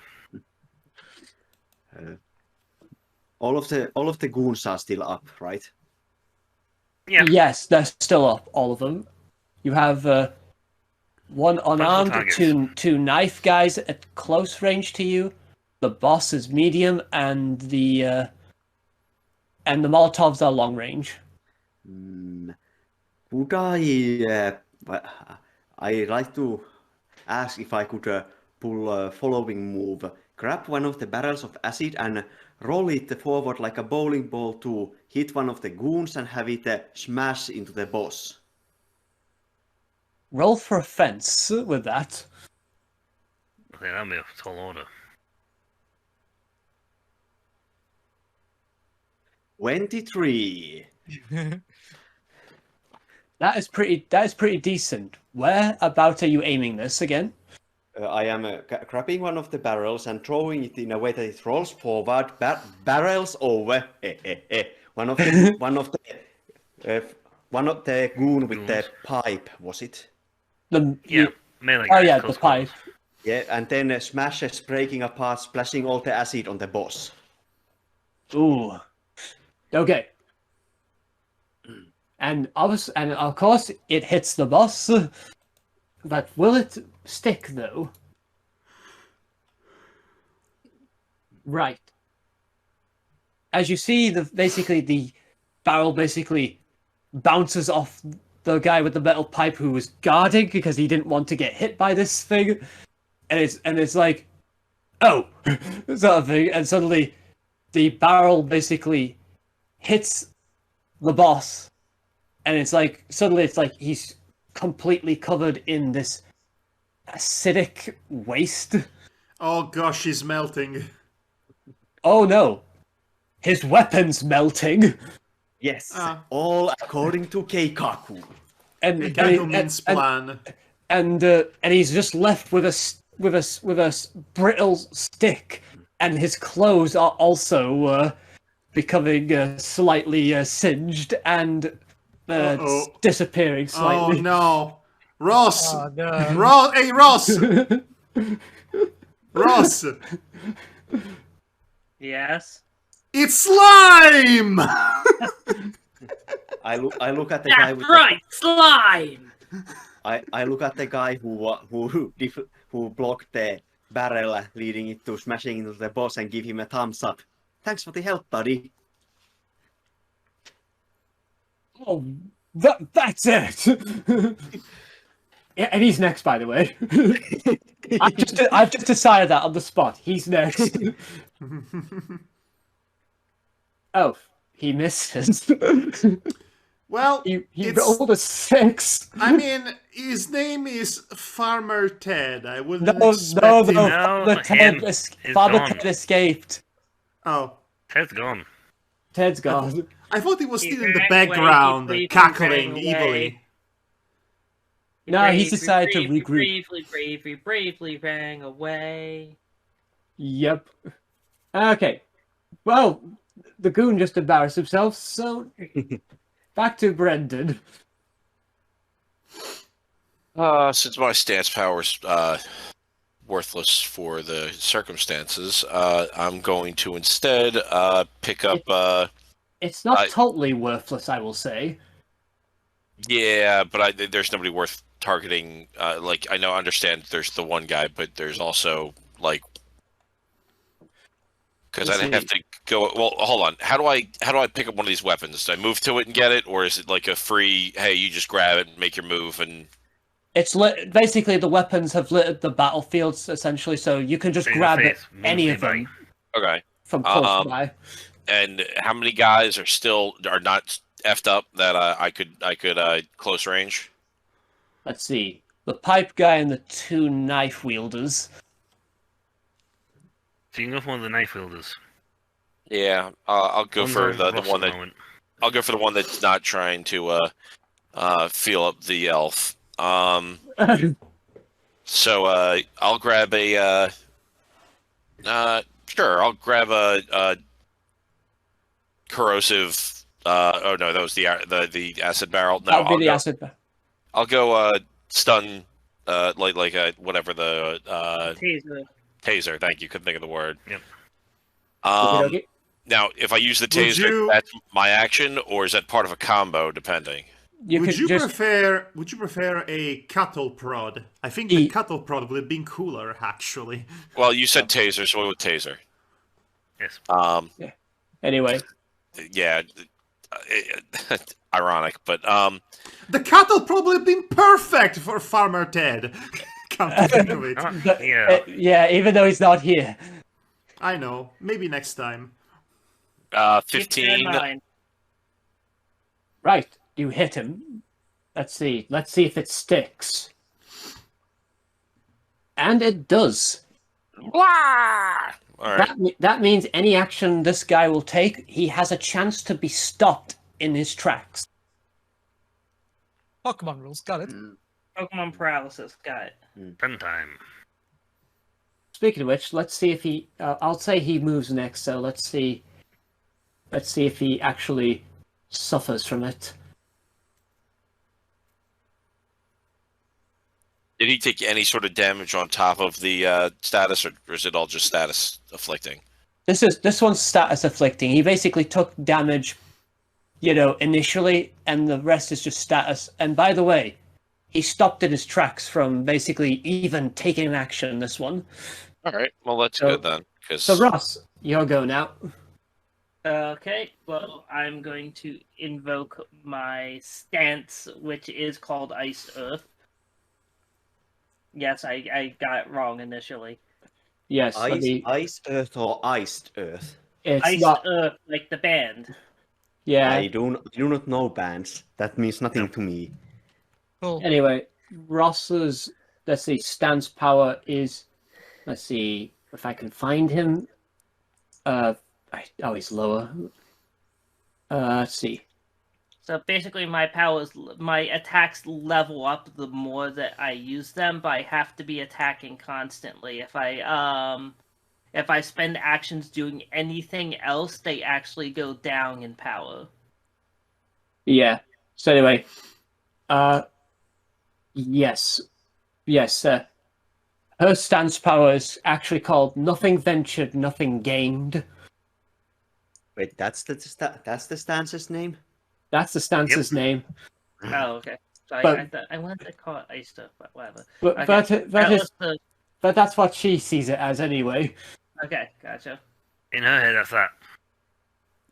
Anyway, Russ, who you want to attack first then with this? Okay. Well, I am going to. My Ice Bolt is off of cooldown, so I'm going to use it again on the boss. By the way, all cooldowns are while you're in this mode, are off the table essentially, so you can continuously fire ice if you want. Oh, that's awesome. Okay. Yeah. So anyway, so That makes let's see. sense. Roll to hit for the ice. Well, they still has a hit though. I might. Let's see. You're at 3. That means Hmm. let's see. Let's see. What's this? Even without the extra, right, Ross? You would have hit this guy. Oh well. Okay. So that means you hit him. All right. So let's see. And as you cast your ice, you basically see it looks a bit more potent than it typically would be with a typical casting. Let's see. Does it? Nope, he avoids being frozen in place. At this moment in time, anyway. But he So still took damage. so next time. So assuming I Yes, you have did do a damage at least. opportunity to use it next time, it will progress into the spear. Yes, it will basically progress to the next level. Okay. Okay, Assuming so combat's still going by then. Got it. yes. Yes. Anyway, let's see who's next. Back to Dantan. Yes, back. Let's see. Actually, after that would be another goon. Let's see. Is it the knife wielder that was on my ass or something? Yes. There is, which I think would be the time for that guy. Actually, now you reminded me. So let's see. He misses again. I actually want to be hit. What the hell? All right. Are you or the character a masochist, by the way? Both. I am. There's a specific defect of my character that I wanted to introduce in the first session that I may not have the opportunity to. Right. Your Okay. moves are too distracting. Yeah, apparently so. Dantan, you're next then. They have a gravity to them. All right. This my summoning ability that I have. Can I use it on the hammer guy? Yes, you can. Well, basically, what I'm going to use is an ability that allows me to summon an animal friend. and I'm going to summon a very angry swan, since we're in England. Oh shit! And, Oh, we're Hey, doomed! I was gonna say, swans are dangerous. yeah, so At least it's not a goose. yeah, so first you see Swans are actually more dangerous than geese. Yes. So Swan, well not Swan, Johild, she basically regains her composure and puts her sunglasses back on very quickly, and she breathes in, and as she breathes, you see light runes appear on her hands, and they go up her arms, and then you see her throat begin to glow this light, and she says, "Tanda, Vanskap," and she opens her mouth, and you just feel this wave of energy basically go out from her mouth out into the wild, essentially. And as your voice travels through the wild, you see this emanating light basically go across the land. And out from the bushes come a swan! An angry swan.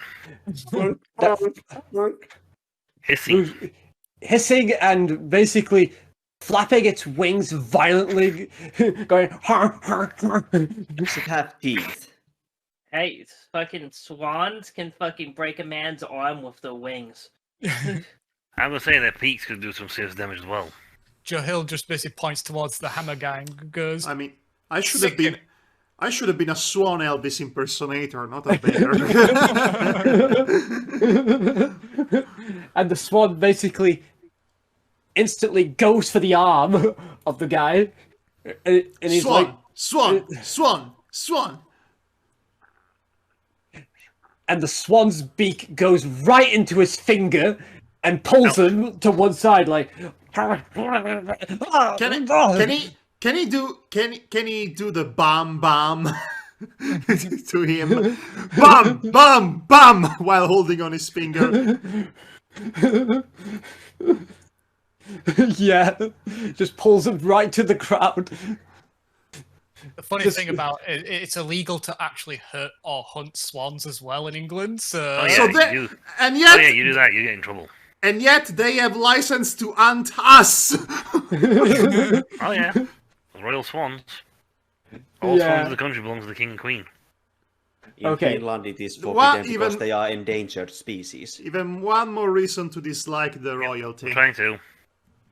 Okie dokie. Yeah, we should try to finish this up. It's very... Yeah, very- I know. I'm sorry. Anyway, so see, next goon up. Let's say one of the Molotov cocktails guys. Who hasn't thrown his yet, even though he's He's deaf. been waiting this whole time to throw a Molotov, the poor guy. And he's basically going to try and chuck it to the group as well. And hits towards Cosplay. Cosplay. You just gave me this, didn't you? Oh no, he's trying to melt your heart. Anyway, Cosplay. You basically take about 10% damage from the burning damage, but it doesn't stick. Okay. But your other thing takes about 15. So essentially, your let's say your what are you actually wearing? Are you wearing a skirt or trousers? As What this character is wearing. Let me see if I can get a. This is a. belly it seems shot like a of the skirt lower body. in the other pictures. yes, it seems like a skirt. Okay. Yes. So, Ross, for lack of a better way to describe this, your skirt shortens and travels up. Fun service time. Queen's Blade rules. Ugh. Yeah. Oh, yeah, this is a thing. Why? Why is this a thing in your campaign, Devar? Because Ross asked me for it, okay? Of course And he it's did. a reference to a series of beat-em-ups. Senran Kagura. Yep. Why did it have to be that? I wanted it. Come on, Madhog, stop being a party boomer. Okay. Every party needs a boomer. You mean a Party party boomer. Oh, You we mean should a- try and get along, guys. Deamonox, you're next to go. You mean a party pooper, right? Okay. So Maybe. we got two. I've got two actually engaging in melee with anyone. Let's I see. got swung duck and everything. See, the boss is getting, is stuck in quicksand and getting a swan dogpile it. Molotov guys, no chance to get to them. Another regular Thursday for Mallet Head. See, one of the knife guys didn't move.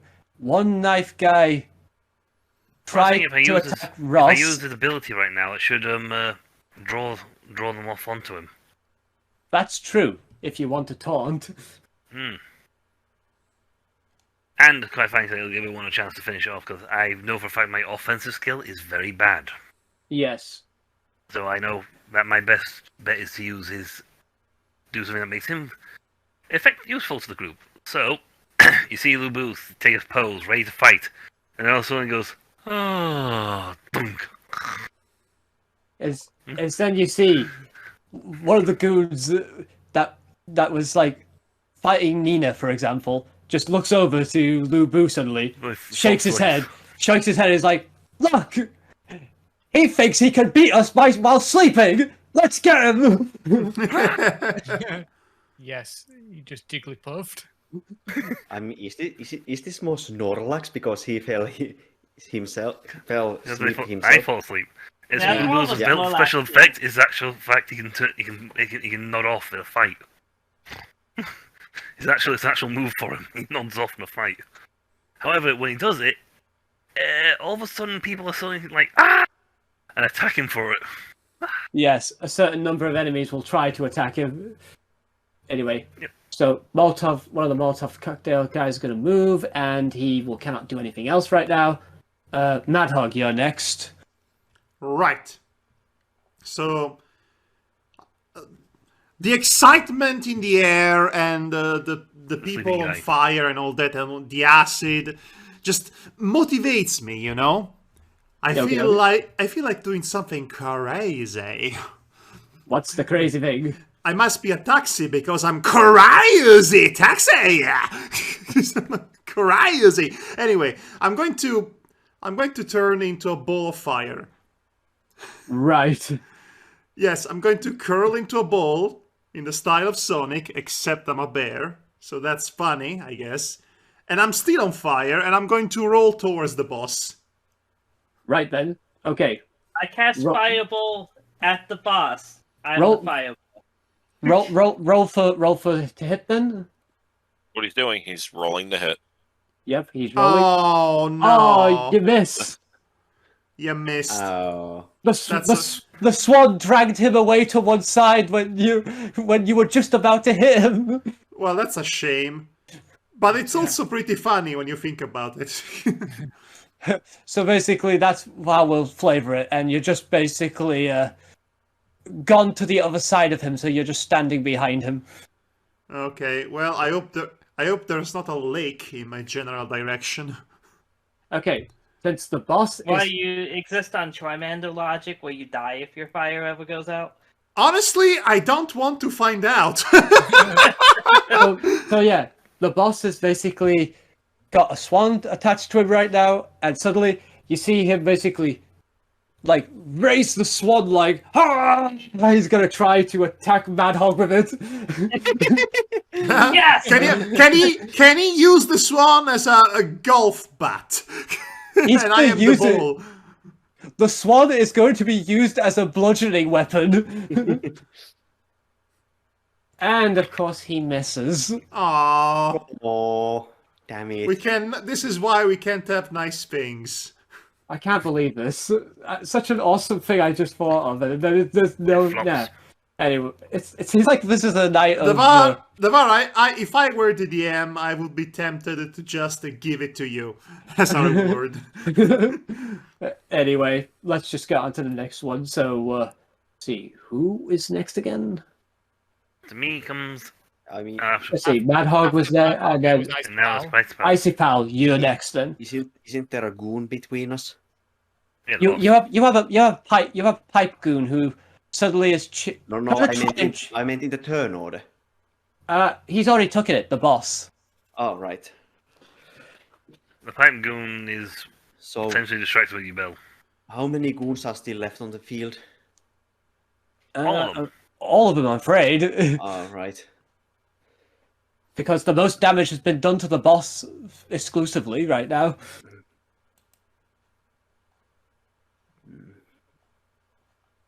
My stance is basically useless at this moment. I am going... Nah, it's what it is. And I'm going to... Okay, who's fighting who at the moment? Sorry, I'm very tired. It's hard to keep It's okay. Ross has one, you have one. Guy's electrified, so that means he couldn't move last turn. Guy has a Swan and Madhog, which is the boss. And Molotov and the ex-Molotov cocktail guys have lost their Molotovs. I tried to get into position to attack. Struggling due to the sand. And Uber's asleep. I'm going to move forward towards the pipe guy and pummel him into submission. Okay. Roll the hit. 24. Nice. Isn't that your max? No. Oh wait, no, it's not. 19 plus 5. Okay. So you do your full combo essentially of 2. So it's like a very powerful strikes. I go for a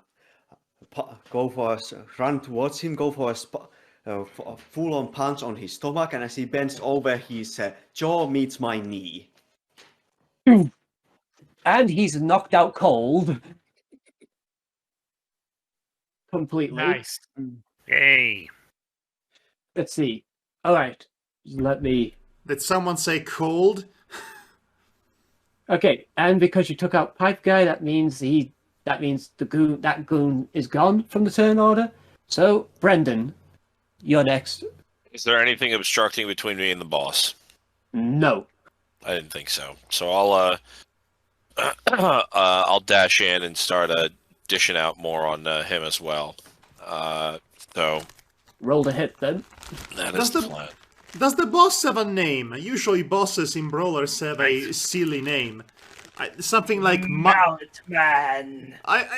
Something like Mike Smasher. Mullet. Mike Mullet, or Johnny Smasher. Something like that. Something along those lines. Very cheesy. I hit Hank Hammer with a 21. I thought his name was Wallopy Wallop. No, that's my character from the cartoon campaign. I know. Wallopy Wally? Wallopy Wally. Let's call him Wallopy Wally. Everyone's a Wally. It doesn't really roll off the tongue, and also it's a ripoff. Where's Wally? Anyway, Brendan, you do your full combo. All right. So so I come in from the side of him, and I give an elbow, and I'll go with a left hook, a right elbow that comes in. I kind of leap and give a double knee to the guy, and then finish it by basically grabbing his head and kind of.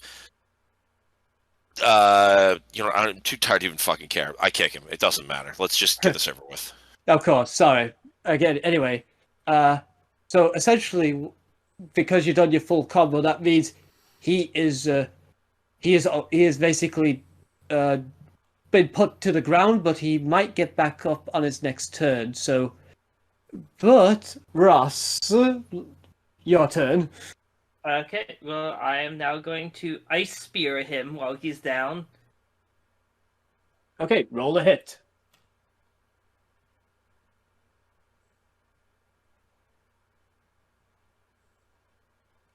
That should be enough. It is enough. And deposed! Hey! I Beam. guess that's the end. Yep. And Good. Can somebody stop? Can somebody stop the rolling ball of fire? No. No, you stopped, It's remember? rolling around at speed of sound. We can't. Remember, also the quicksand slows him down. Well, actually, no, it wouldn't, actually. Never mind, I forgot. Nope. Anyway, back to the story at hand that should be told. Anyway, so he basically goes down, and all the goons basically go like retreat. So they run. That's cool. Yep. Yeah. And Johild goes like, "Good riddance to evil." Yeah, you better run. And don't come back. While they're running, I turn around and run back into the house before it's crumbled, unless it's already crumbled, because I want to get my shit. It's all fine and dandy to get in there at least. So Bearvis is going to stand coolly and say, Oh, shit, my stuff. Catchphrase. Yeah. Johild also remembers her Game Boy and runs back to the house. Nina runs as well there back to Yeah. get her stuff. Get her back. Since I am way faster. Nina's backpack's already been thrown outside as well as my stuff, and then when Johild gets to the end, it's like, "This is yours," as I'm also getting ready to jump out with the stuff that I figured was yours. Thanks, Yeah. Trevor. Thanks, Trevor. You see, She says meekly. Seeing as you have had a rough day, Bearvis is going to offer you a hamburger and a soda and a hat with a beer attached to it. so I'm a little concerned where they came from. yeah. So Beatrice basically comes along back to the house, looks at it, the state of it, and goes like, "I wasn't prepared for this.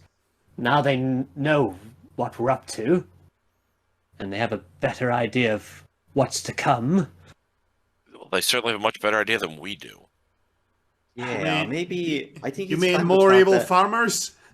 Granny, maybe you should explain what's going on.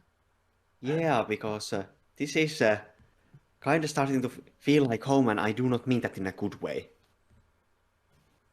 Curious Yeah. where you're from, and did you say Granny? Yes, I said Granny. You two are Are related? you actually? Yeah, I was going to ask. No, we're not related. I just call her Granny because she reminds me of my grandma. Inside check.